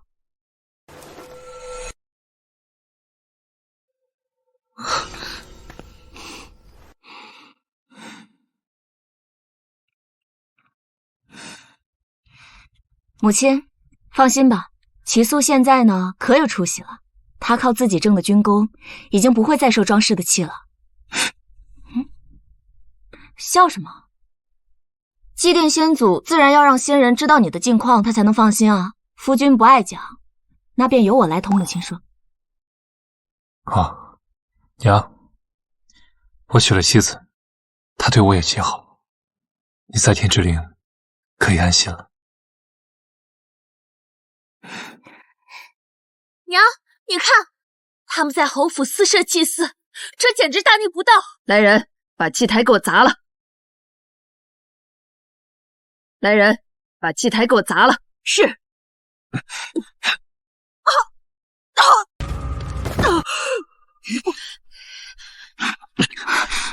怎么样？有没有事？你内力还被我封着，明日施针之后才能解开。都给我上！我看谁敢！祭奠先祖何错之人？我倒要看看，今日你们谁敢动我夫君？一个不守妇道、勾搭门房的贱人，也配叫仙人？侯府没把他沉塘，只赐他自尽，已经是法外开恩，他还不配受香火的祭祀，都给我砸了！看来他们比母亲懂事，至少他们知道领的是谁的俸。反了，反了，简直反了！老远就听你们这儿吵吵嚷嚷，闹什么呢？侯爷，齐素这个逆子竟然在偷偷的祭祀那个贱妇柳氏，这可是大逆不道。侯爷，大公子品性纯孝，侍奉侯爷恭敬孝顺，对其生母自然也是一样的。侯爷有这样的孩子是幸事，又何必苛责呢？罢了，死者为大嘛，他至少有你这么个好儿子，以后4时祭拜，你大大方方做就是了。是。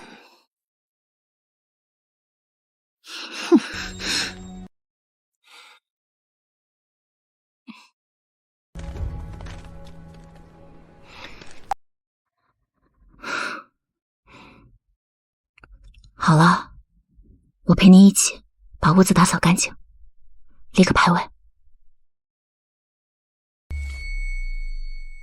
把屋子打扫干净，立个牌位。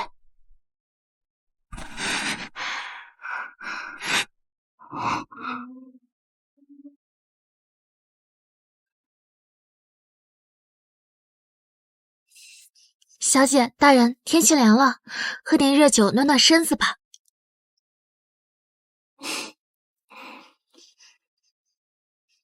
去吧。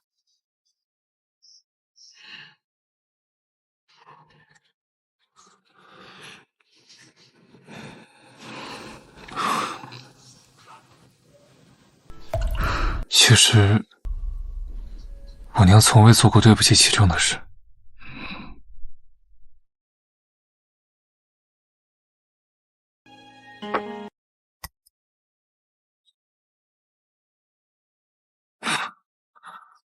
我小时候，我娘总跟我说，她住在山里，那里有很多好玩的东西，可以上山采药，上树捉鸟，下河捞鱼，比侯府这四方小院宽敞多了。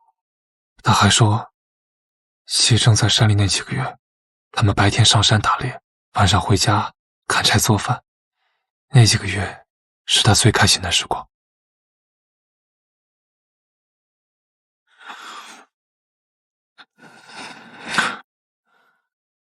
后来，我看他总是闷闷不乐，于是我费尽心思去齐城下朝的路上遇见他，让他看我新学的拳脚。他果然夸我，还真的跟着我去见了我娘。于是我娘有了身孕，她很开心。可我没想到，那会成为她的催命符。在我娘怀孕第2个月，庄氏当场捉奸，奸得衣衫不整，与门放在一起。她的心思全在齐正身上，怎么可能？怎么可能？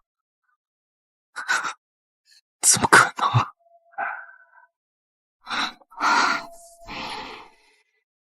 是那个孩子触碰了庄氏的逆鳞，是我害的，是我害的。那时他不过是个9岁的孩子，不是你，哄你娘成亲，却又贬其为妾的人是齐正，勾结你娘害死他的人是庄氏，与你无关。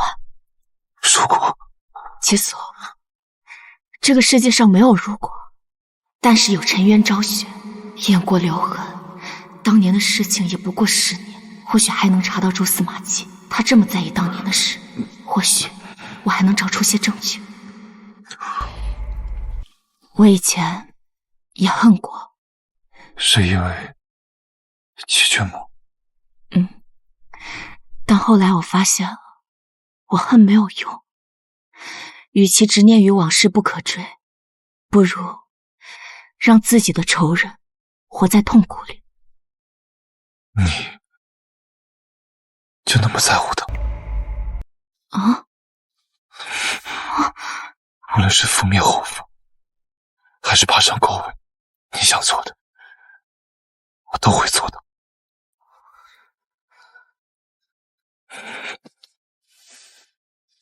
所以，你能不能忘了他？天晴云破，明月闪烁。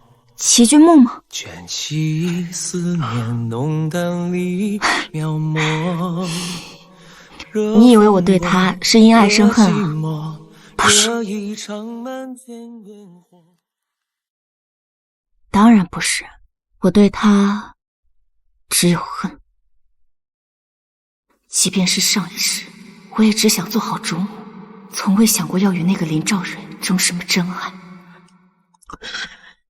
真的？当然是了。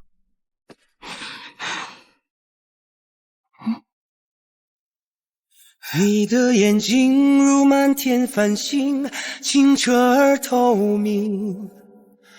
倒映着天地，因为有你皆是风。我们都已经成亲了，我能上哪去啊？你放心，我答应你的事情都会做到的。等到明日的针扎完之后呢，你的内力就能恢复到。那做完之后呢？我知道你能做到。可做完之后，你会如何？天地广阔，我可以去游历广袤的山川，也可以将不加商行进一步做大。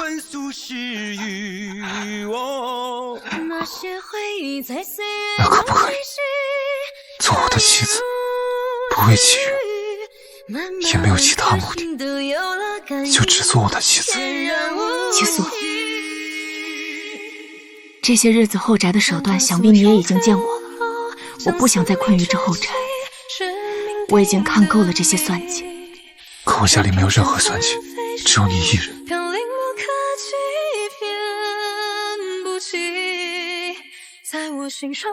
齐不生，我和齐君木不一样，我既然说出来，你就一定能做到。齐素，这和我们之前说好的不一样。不久生，我后悔了，我想让你做我真正的妻子，生同酒，死同血。生生，你既然之前敢答应我，那为何不敢信我？可能是因为代价太大吧。给我杀！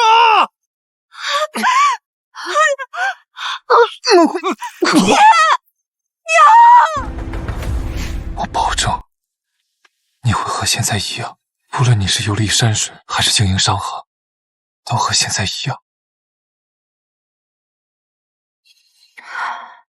我想想吧。好，只要你想考虑，想多久我都等。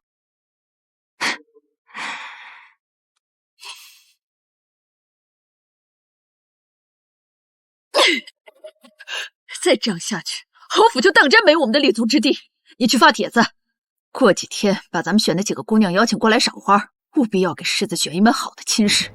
是。齐大人，这最后一针要疏通经脉，扎下去后会如同万蚁啃噬经脉，酸痛难忍啊。大概需要多久？少则3、5日，多则半月。怎么会这么久？没有什么舒缓之法吗？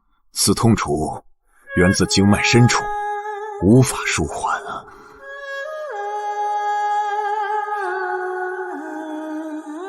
没关系的，劳烦太医施针吧。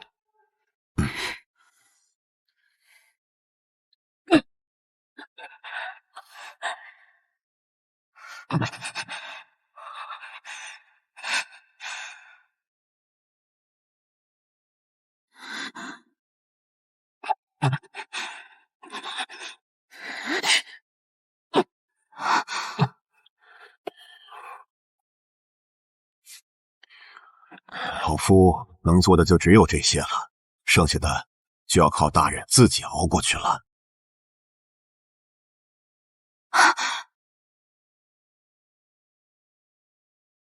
大人，西北急性。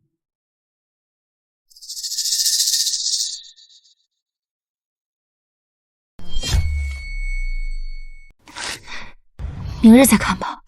大哥在西北领病，西北底下暗谋，局势错综，晚一日就会更多变数。没事，我给大哥回一封信。你说，我来写。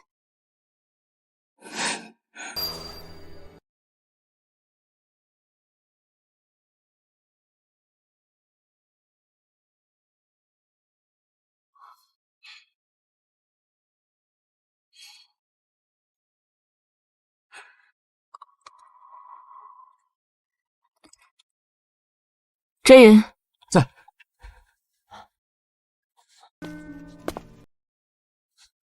从他应允我那日起，西北的信件就从未断过，这地形图更是写满了他的标注。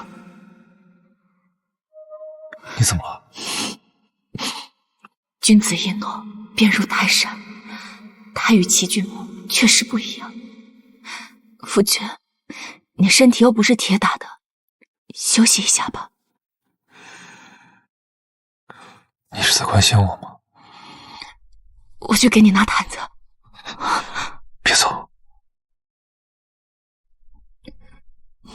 我不走。就等一下。我不走，我陪着你。秋生，你向来如此心软，是不是？怎会？那是因为是你，若是别人，所以只会对我如此，是不是？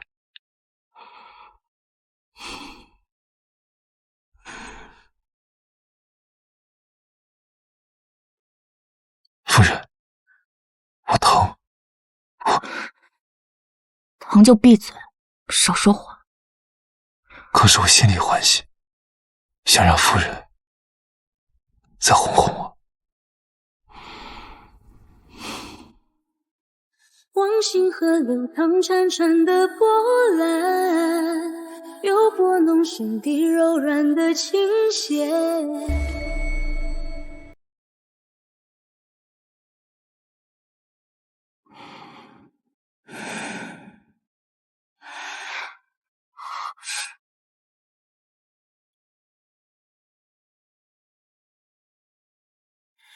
你在梦里留下的痕迹，像谜语，没谜底。你想好了？我用回忆缝补了冬衣，每一针我曾经读书过，可没有人规定，说了一次就不可以再读。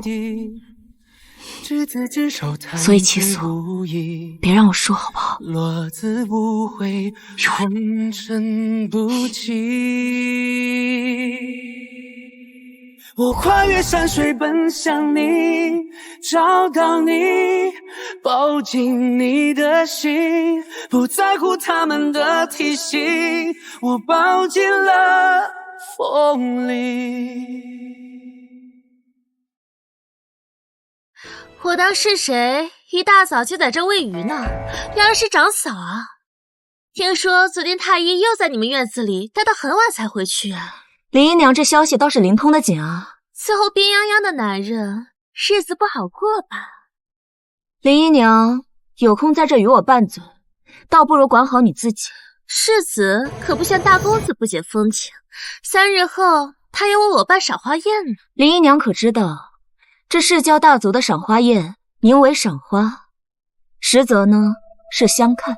相看？听人说呀，这兵部陆尚书的独女陆妙云，可是侯夫人最中意的世子妃人选，就是不知道等着世子妃嫁进来，林姨娘和世子是不是还能过着你们你侬我侬的好日子？世子不会这样对我的，他说过会娶我为妻的。是啊，世子对你倒是痴情的紧。他是个废物，既做不了侯府的主，也做不了自己的主。我能赶走一个不久生，也能赶走陆妙云。这世子夫人的位置，一定是我的。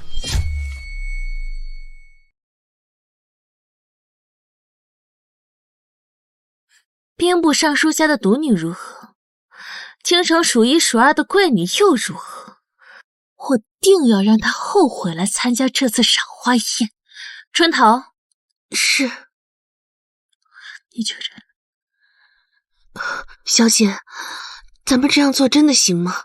万一他们被发现，怕什么？不是还有世子给咱们撑腰吗？要不你先回去，这儿周云守着，不会出岔子的。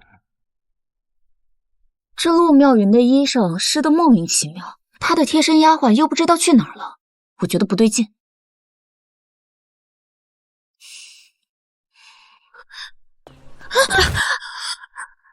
你没事吧？我带你换身衣服。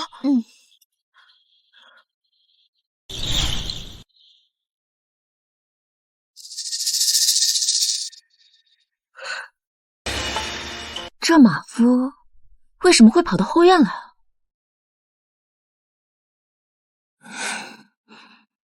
是啊，真好看。各位小姐，请问有看到我家小姐吗？她刚正在那边喂鱼呢。并没有啊。那我家小姐去哪儿了呀？你先别急，说不定你家小姐觉得宴会无聊，找了个地方休息去了。这可怎么办呀？你瞧我这记性，我突然想起来那边还有个房间，要不我们一起去看看吧，可别出什么事了。好，走吧。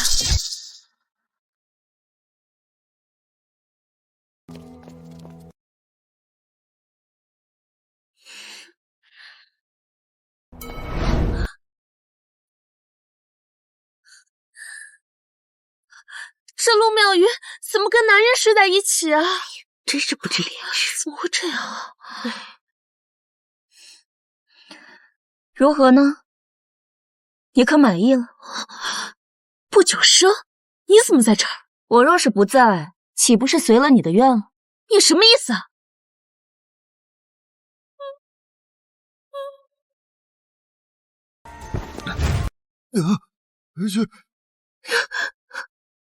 小姐，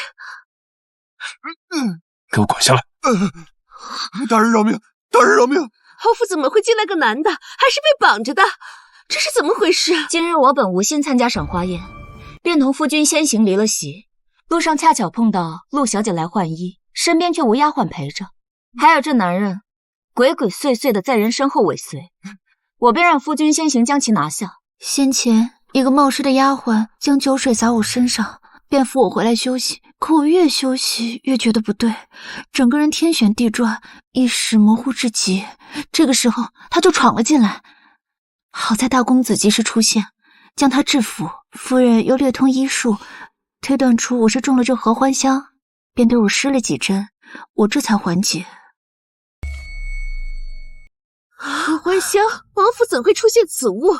这般上不得台面的东西，真是阿杂！也不知道谁想害陆小姐，幸好有大公子和夫人在。无妨，陆姑娘无事便好。真不知道这庄氏是如何管家。上次宴会闹出内事，就已经很好笑了，现在竟然会有这样的事情。这可不是纰漏，这是明晃晃的算计。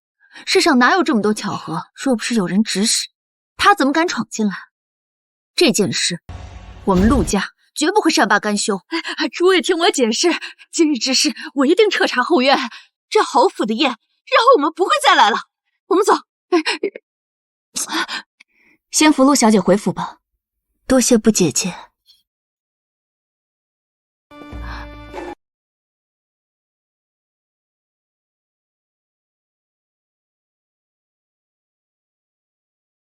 娘，都是你干的好事儿。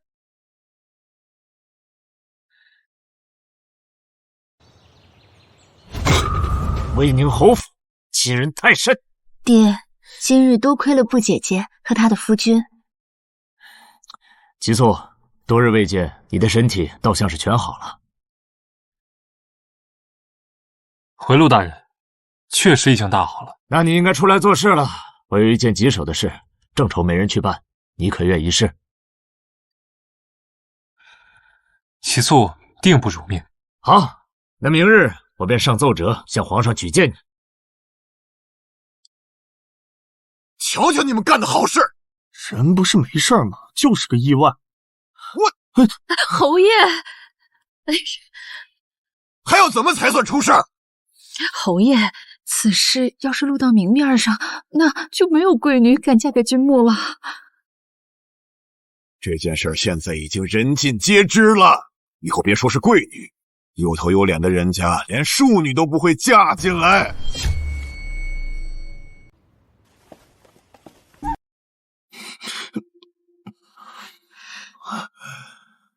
要不是久生机敏，今天那个姓陆的就得闹到皇上面前去。父亲，其实这些日子我还查到了一件事情。你说，我夫君的娘亲当年也是被庄氏陷害的。你，追云，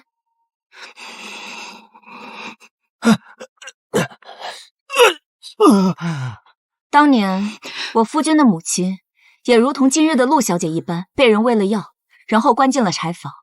侯爷若是不信，可以审问此人。抬起头来。这人是府里之前的马夫。正是，侯爷好眼力。此人当年拿了庄氏给的银两之后，回云城摇身一变成了附身。我也是花了很多时日才找到的。你胡说！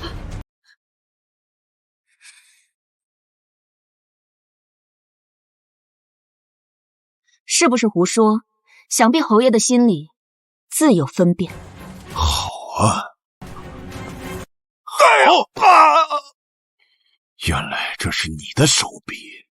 给我把这个毒妇还有这个逆子关到东院，没有我的嘱咐，谁都不能放他们出来！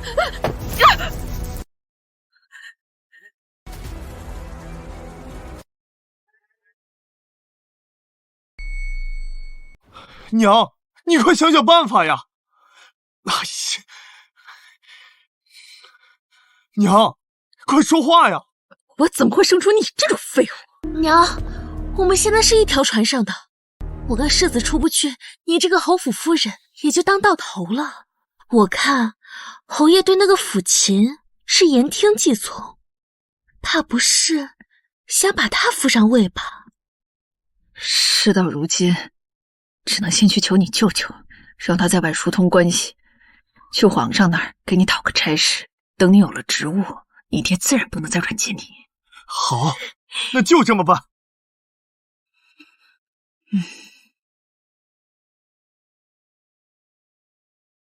我的嫁妆可都在这儿，真金白银的砸下去，你可不能再乱来了。哎，知道了，知道了。10年前的事，已经侦查出了真相。也是凑巧了，那人呢，正好与我们布家商行有往来。哪有那么巧？不过是夫人为了我多方筹谋。知道还问？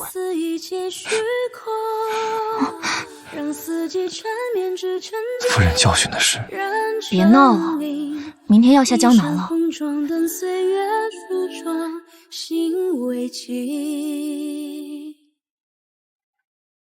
忘形河流淌潺潺的波澜，又拨弄心底柔软的琴弦。珊珊，其素，江夫君，待回忆入了渺渺的云烟，又翻转在我此刻每日间。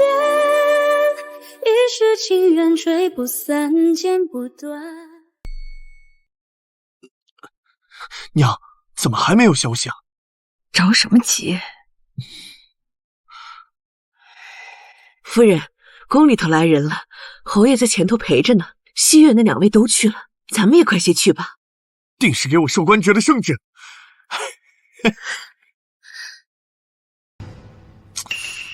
这齐素和不久生来凑什么热闹呀？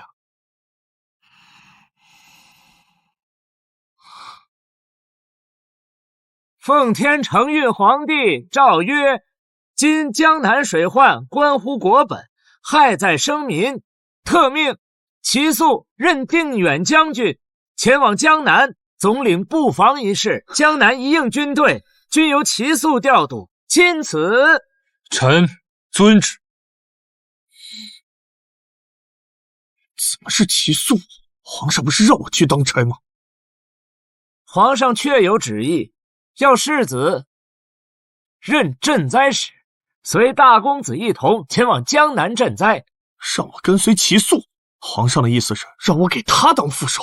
不错，朝中多的是人，要跟随齐大人出去历练。若非庄大人力荐，这个差事世子还得不到。世子若是不愿意，咱家这就回去复命。世子若是不愿意，咱家这就回去复命。不，曲木他不是不愿意，他就是高兴的不知道该说什么了。皇上说了，大公子办事沉稳，世子若是有什么拿不准的，可以同大公子商量。那是当然。君木，还不快领旨谢恩？臣领旨谢恩。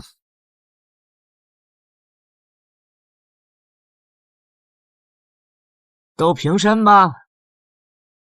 咱家还要回禀陛下，就不叨扰了。苏儿、九生，随我送送公公。娘，亏你说舅舅还去找人，要我看，根本就没帮忙。到头来，我竟然还要看一个庶子的脸色。齐素他有战功，你有什么？既然给你个差事，你就好好干，总有你压过他的一天。还有你，若是再让我发现你惹是生非，就立刻给我滚出府去！你们兄弟一同去江南也是好事，做得好了，2个人都能有前程。随行的东西都收拾好了吗？一切都安排妥当了。我听说九生也要一同去江南啊。回父亲，出嫁前，母亲将在江南的产业全数交于我打理。此次下江南，我想陪着夫君一同前去，一来可以照顾夫君的起居，二来呢，也去巡查一下家里的一些产业。好，你办事妥帖，跟着去也无妨。世子，我也想陪你去江南。不行，不行，君木去江南是去替皇上办差，待你成何体统？不久生去的，我为何去不得？我可以照顾世子，何况我懂医术，灾区定是需要大夫的。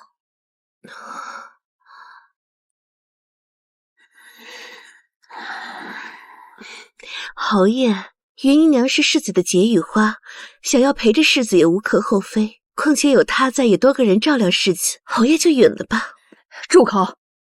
行了，这点小事有什么可争的？想去就去，正好跟你大嫂多学学。是，等我在灾区立下功劳，世子抬我为妻，何必再看他们的脸色？路上注意安全啊！侯爷，恭送父亲。侯爷，大哥，如今你要去苏州布防，我要去扬州赈灾，不如我们就此分开，省得互相耽搁。可以啊，江南局势动荡，一切遵循陛下旨意行事。哎呀，爹都和我说过了，放心吧。呸！一个庶子还想骑在我头上指手画脚不成？走。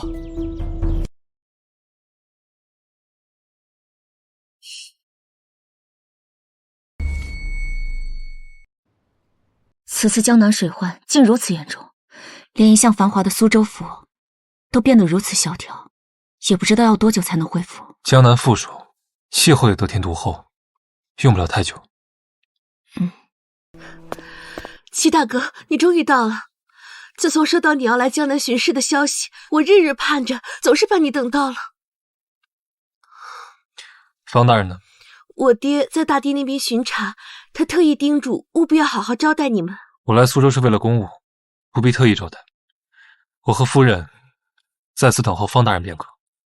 齐大哥，我们以前也是一起长大的，你就算娶妻了，也不用这样避嫌吧？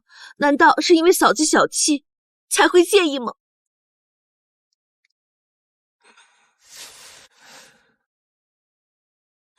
他不介意，我介意，男女授受不亲。方姑娘，请自重。哼！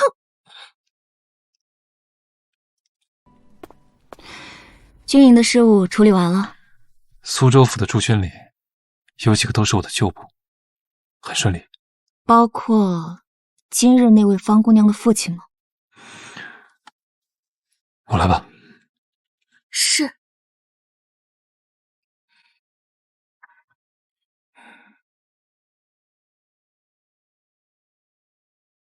夫君，这是有话同我说吗？夫君，这是有话同我说吗？我同那个方雪从未有过关系。我当然知道。夫君，你怕我吃醋啊？你自然不会。谁说的？今日那位方姑娘对你亲昵，我就是很不开心啊。真的。不过呢，我的夫君洁身自好，做人有底线，所以我很喜欢。面具下的表情，你永远不懂得悲喜。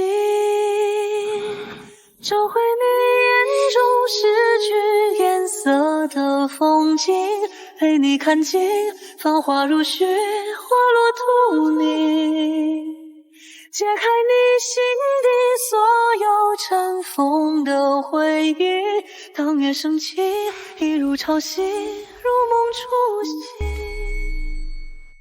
赵蕊，听说你回来了，这是我们特意为你收拾出来的屋子。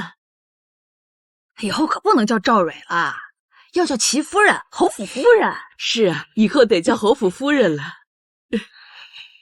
没想到我们这个鸡窝竟然也能飞出赵蕊这只金凤凰，这真是我们村8辈子修来的福气呀！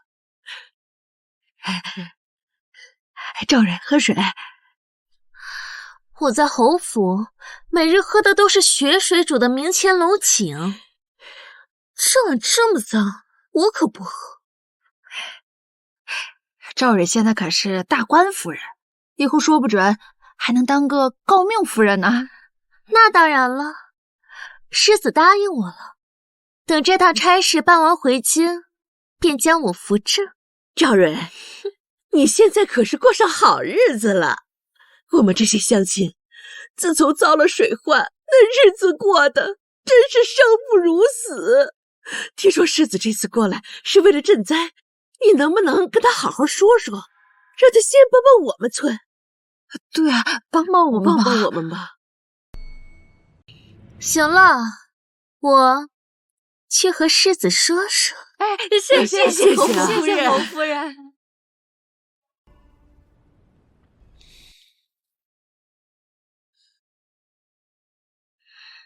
世子，喝碗姜茶解解乏吧。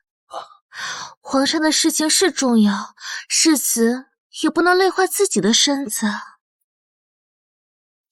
还是你贴心啊！你今日回老家，那边情况怎么样？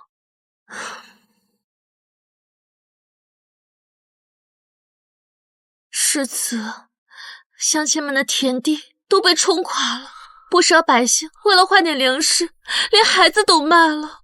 这么严重啊？是啊，我看了心里都堵得慌。世子，你能先帮帮我家的那些乡亲们吗？这怎么行啊？这次受灾最严重的是和县和七县，倘若先在宁云县放灾流，恐怕不妥。世子，我们本来就是来赈灾的，县镇哪里不是镇呢？和县、七县的百姓是遭了难，那我们宁云县的老百姓就不可怜吗？哎，来，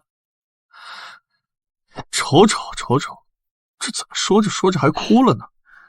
不过你说的也不是没道理，再怎么着，这赈灾粮也不能落到咱们自己的口袋里。你若想先在宁云县放粮，那我们先去宁云县，好吗？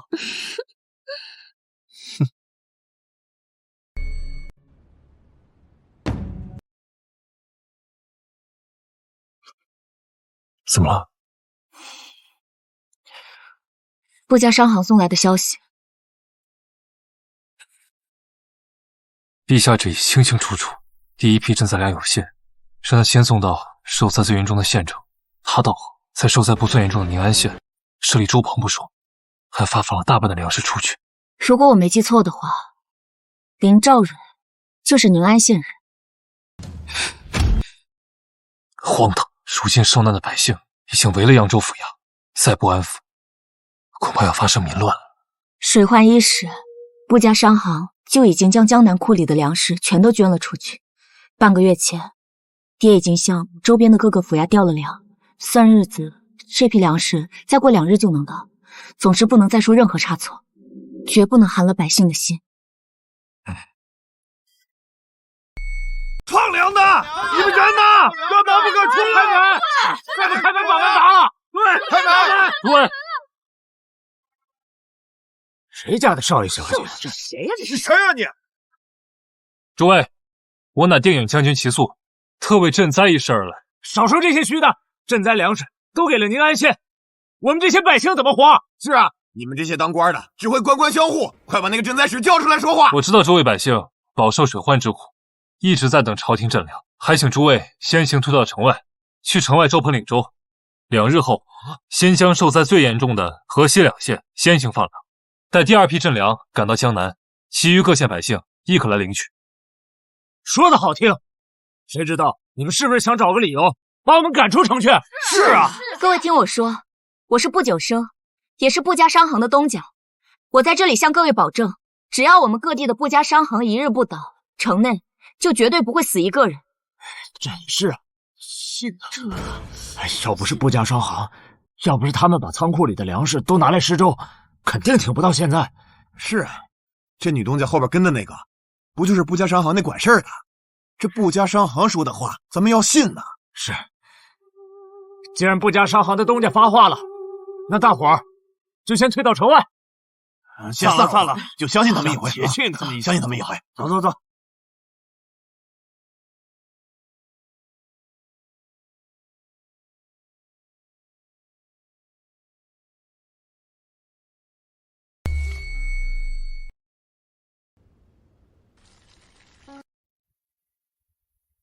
这牡丹花呢，喜凉怕热，喜阴怕阳，浇水也是这样，不干则不浇。浇则浇透。夫君也懂这话。你喜欢的，我方可知道。起诉！你这黑了心肝的，君木他是你的弟弟，你竟敢如此对他，立刻放人！放不了，他此番犯下大罪，如何处置，要留待陛下定夺。离京前，陛下便说了，君木若有什么拿不准的，就要找你讨教。你是他的上官，就算有什么大错，那也是由你去承担。母亲这话好没道理，分明是齐君木他自作主张，怎的还要我夫君替他顶罪？就凭他是君木的兄长，做弟弟的年纪轻不懂事儿，当哥哥的就应该替他承担一二。那这样讲来，子不教父之过。按照母亲的说法，被压在这儿的应该是您和侯爷才是。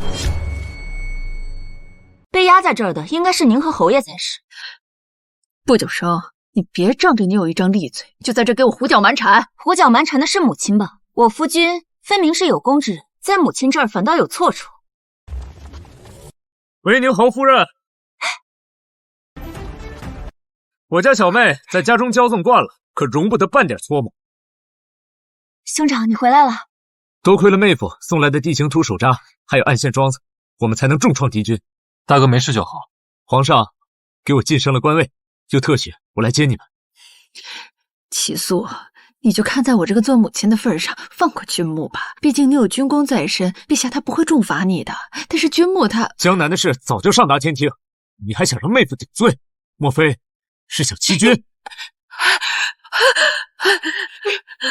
人，你没事吧？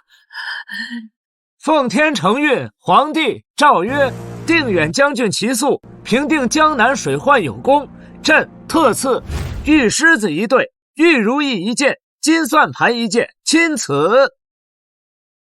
臣领旨。都平身吧。能为陛下分忧，是犬子的福分呐。有赏既有罚，世子办事不力，险些酿成大祸，杖责100，永不入仕。皇上说了，侯爷，你有个好儿子，也是幸事。侯爷可明白陛下的意思？臣明白。齐素能力出众，将来侯府定是要交给他的。侯爷明白就好啊。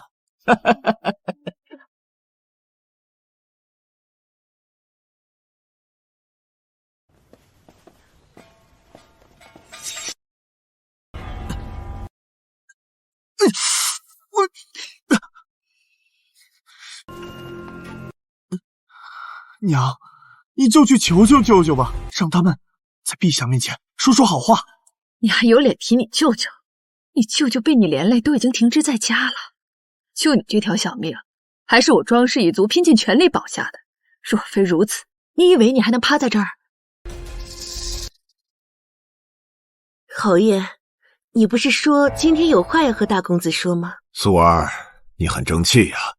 西域立战功在先，这次下江南又立了大功。只要你能在朝堂上站稳脚跟，让咱们威宁侯府扬眉吐气，父亲便做主，将你母亲的灵位以平妻之礼进入祠堂供奉。侯爷，让一个伤风败俗的女人进祠堂，你莫不是议政发了？哎呀，往事已矣，再说当年的事我都查清楚了，就是些误会。苏儿，九生，你们觉得如何？不如何。父亲当年本就同我夫君的母亲先在西县定下了婚约，有了我夫君后，才回京娶了如今这庄氏。按照我朝律法，既有婚约，又有夫妻之实，不应当是平妻，而是正妻。不应当是平妻，而是正妻。哎呀，这个有些不妥呀。这庄氏的身份再怎么说也比素儿的母亲要高，如何让她越过庄氏？不过父亲可以找个机会为她求个诰命。侯爷家中好生热闹。哥，我听着方才是在聊齐素生母的事。他真是巧，本将军今日也是为了齐素的生母而来。陛下圣旨。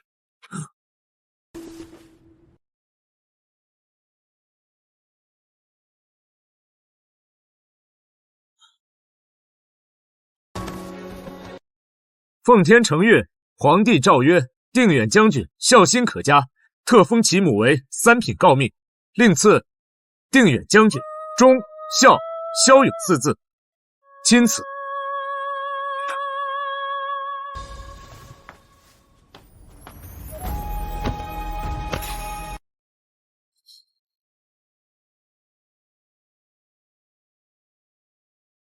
你立了功，这是你应得的，那我就不打扰你们办正事了，有空和小九一起回家吃饭。好，谢大哥。父亲现在还觉得我夫君的母亲需要您替他求诰命？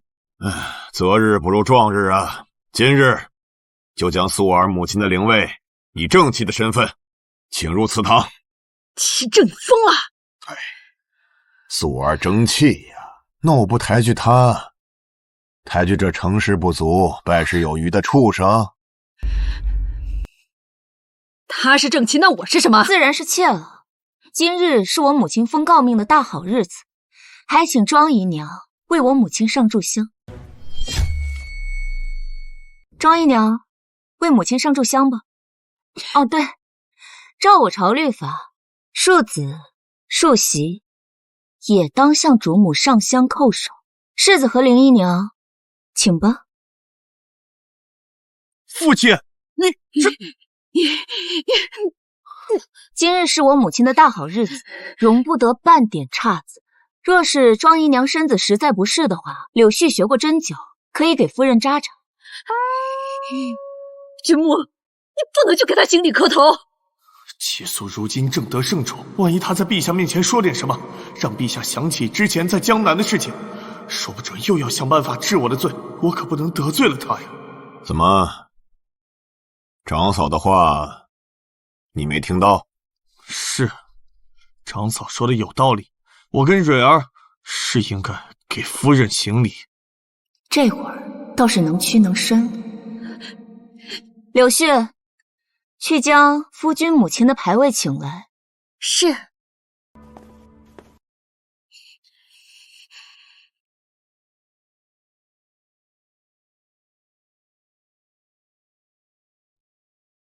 世子，林姨娘，也别愣着了吧。蕊儿，快！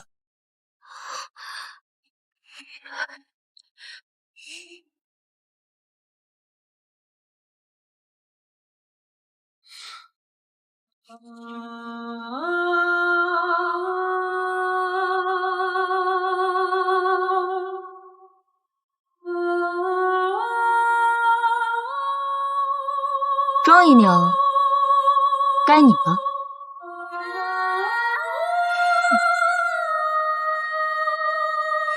柳氏你生了个好儿子，也娶了个好儿媳，让你死了这么多年还能够折辱。当年我能赢你，如今我照样不会输。就算死，我也不会给你磕头的。娘，不就是磕几个头吗？犯不着求死呀！哎呀，不要拦着我，让我去死！你不是叫我不要再惹爹生气吗？月儿，快扶娘行礼！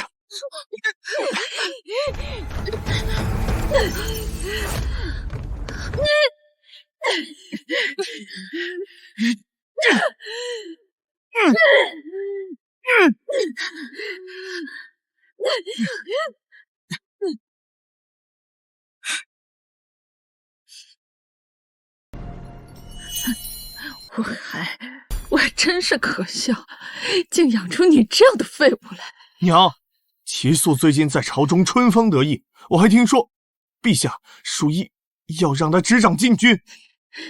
执掌禁军？难怪齐正想另立世子，原来他早就打定主意，要一门心思的哄着齐素了。另立世子？庄家示威，扭断了入世之路，以齐正这趋利避害的性子，想要另立世子，是什么很意外的事情吗？可是娘，这该怎么办呀？你说如果我连世子都不是了，那我们母子三人在这府中岂不是更没有容身之地了？你现在知道问我怎么办？当初你要是听我的，娶了那个不久生，怎会有现在的乱子？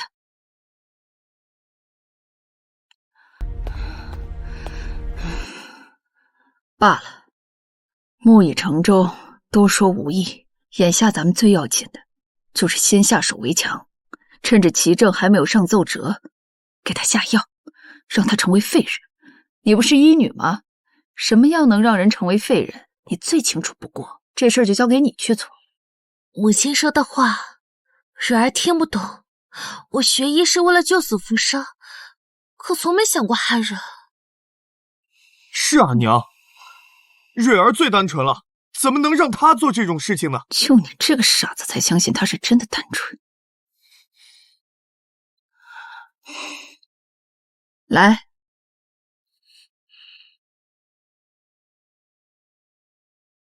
林兆蕊，这事儿要是办成了，你不仅能够成为君木的正妻，还会成为他唯一的女人。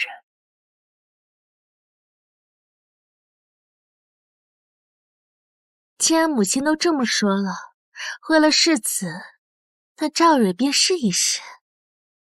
哼。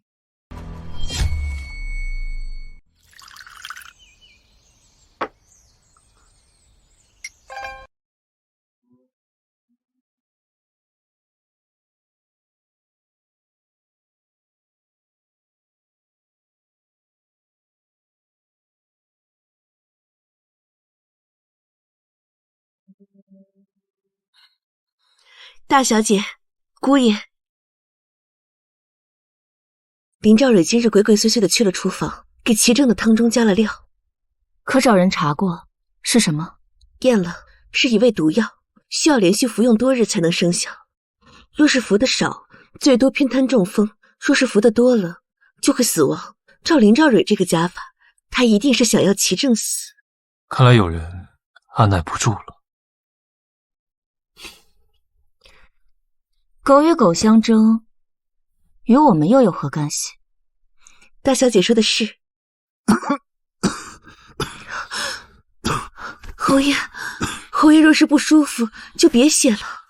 没事儿，年纪大了，再加上最近天气多变，开春就好了。父亲有罪，还请侯爷责罚。怎么了？有什么事儿不能站起来说吗？哎，好，你有什么罪，同本侯爷说，我赐你无罪。前些日子，天府里下人说，世子总是偷偷出门去采买东西，我派人偷偷跟着，才发现世子出门是为了去静思斋买药。买药？是为了庄氏的身体吧？世子买的是要人命的毒药，这些药都被他下在了侯爷日常的吃食中。侯爷最近身体不适，都是因为此药。父亲虽然管家，却没有照顾好侯爷的身体，请侯爷责罚。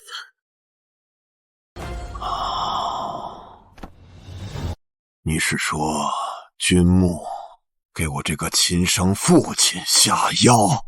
大公子知道此事后，已经快马去宫中请太医了。侯爷一定会没事的。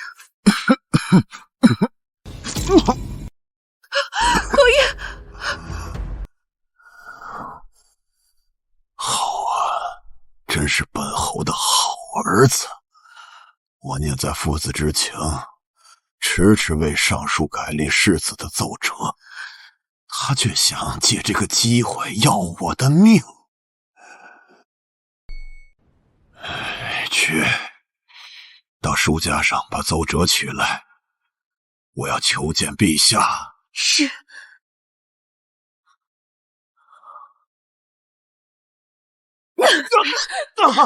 这是怎么了？这怎么回事？啥呀？这是！走走走，瞧瞧，别看了，走，别看了，别看了。出什么事了？怎么没赶出来了？去，别看了，走！我可是威宁侯府世子，你们不能这样对我。世子，如今威宁侯府的世子可是大公子，你一个想要弑父的赖心肝也配当世子？齐素，你敢算计我？你做的那些事，可不是我逼着你做。齐正，你就算想要赶我母子走，但你把我的嫁妆都还给我。嫁妆？什么嫁妆？你的嫁妆不早都被你用来疏通关系，保住你儿子的狗命吗？这外面的雨也是越下越大了，你们最好找个地方去避避雨，否则他那双腿大概是保不住了。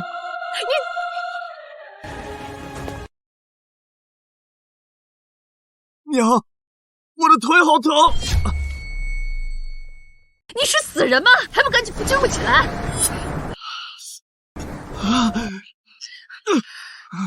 咱们现在去哪儿？庄家在城西有个老院子，咱们先去那儿躲躲雨。城西现在住的都是些穷人和乞丐，那的老宅子能住吗？你要是不想走的话，没人拦着你。走。蕊儿，母亲说的什么话？君木是我夫君，他在哪，我自然便在哪。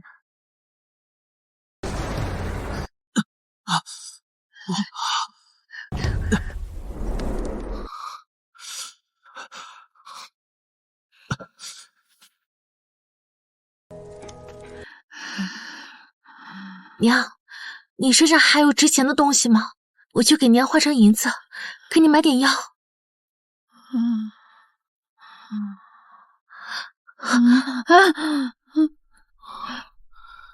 我就知道你这老东西不可能什么都不带出来。蕊儿，你先别着急，拿东西去换钱，你去讨些水回来，然后再去拿钱买药。谁说我拿东西是为了换银子给你娘买药啊？那你这是？当然是拿些好东西，准备跑啊！你现在不但不是世子，你还是个废人，那还指望我继续陪你一生一世一双人呐？那还指望我继续陪你一生一世一双人呐？不，蕊儿，你不会这样对我的。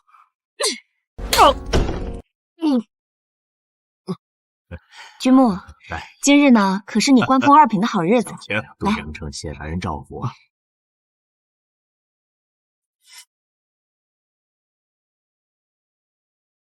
给我杀！娘！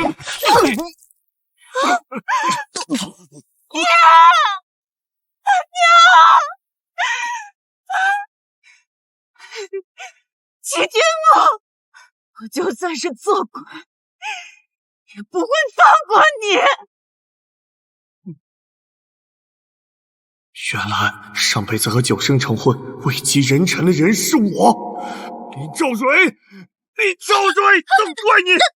要不是你，我才不会沦落这次。齐君木，你说什么胡话？放开我！别浪费我时间，等我走！还想跑？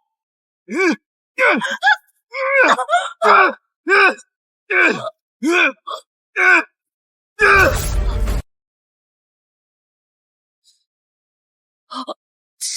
我，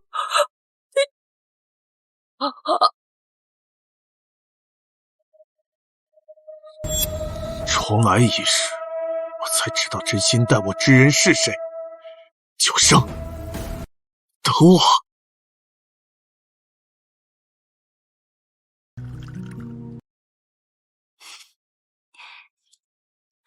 夫人请坐。小姐，齐君木说非要进来见你，我不让他进，他就在外头装疯卖傻，说什么你和他才应该是夫妻，你们上辈子已经错过一次了，这辈子应该要在一起，不知道在说什么胡话。难道他也想起了前世的事？让他进来吧。是。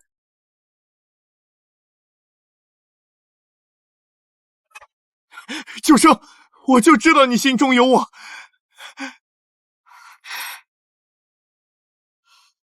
九生，我现在什么都知道了。上辈子是林兆蕊那个贱人骗我，所以我才会那么对你。这辈子什么都变了，你我都一样，我们都得了机缘重生，是不是？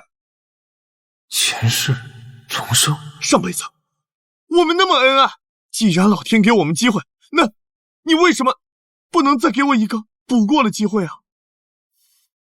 既然你也想起来了，那这一世的仇也算是冤有头债有主，我的仇没白报。夫君，我们走吧，今天这茶喝的神清气爽。什么夫君？你的夫君是我，我知道了，你是为了气我故意嫁给他的，是不是？啊，对，一定是这样。齐素，他只是把你当棋子，你只是他的棋子。我不想脏了自己的手，如果你再多说一句，我不介意再洗一次手。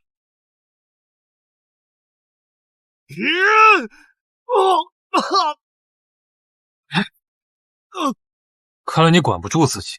来人，死人一封，把他手脚砍了，再送进京兆尹大牢。是。齐素，你敢？不久生，你我都一样。你，风言风语，无人耳目。记住，把他舌头拔了，再送去。是。不久生，你是我的，你是我的人，不久生。所以，你的恨是前世的吗？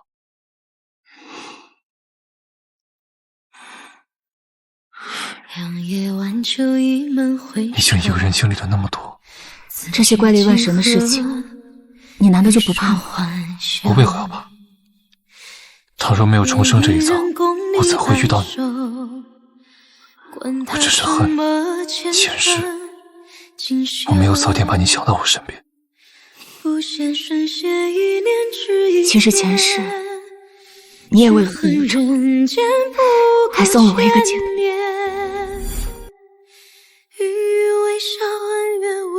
余情未了，爱千年缠绕。若记忆不会苍老，何须轮回路走几遭？千年等待也不忘，若能重拾你的微笑。你是前世未知的心跳，你是来生胸前的记号，未见分晓，怎么把你忘掉？毕竟是部将军的女儿，好好安葬了吧。是。可我没能救你。无妨的，我们有今生，往后年年岁岁，我们都会在一起。怎么把你忘掉？天若有情天亦老，我将千年还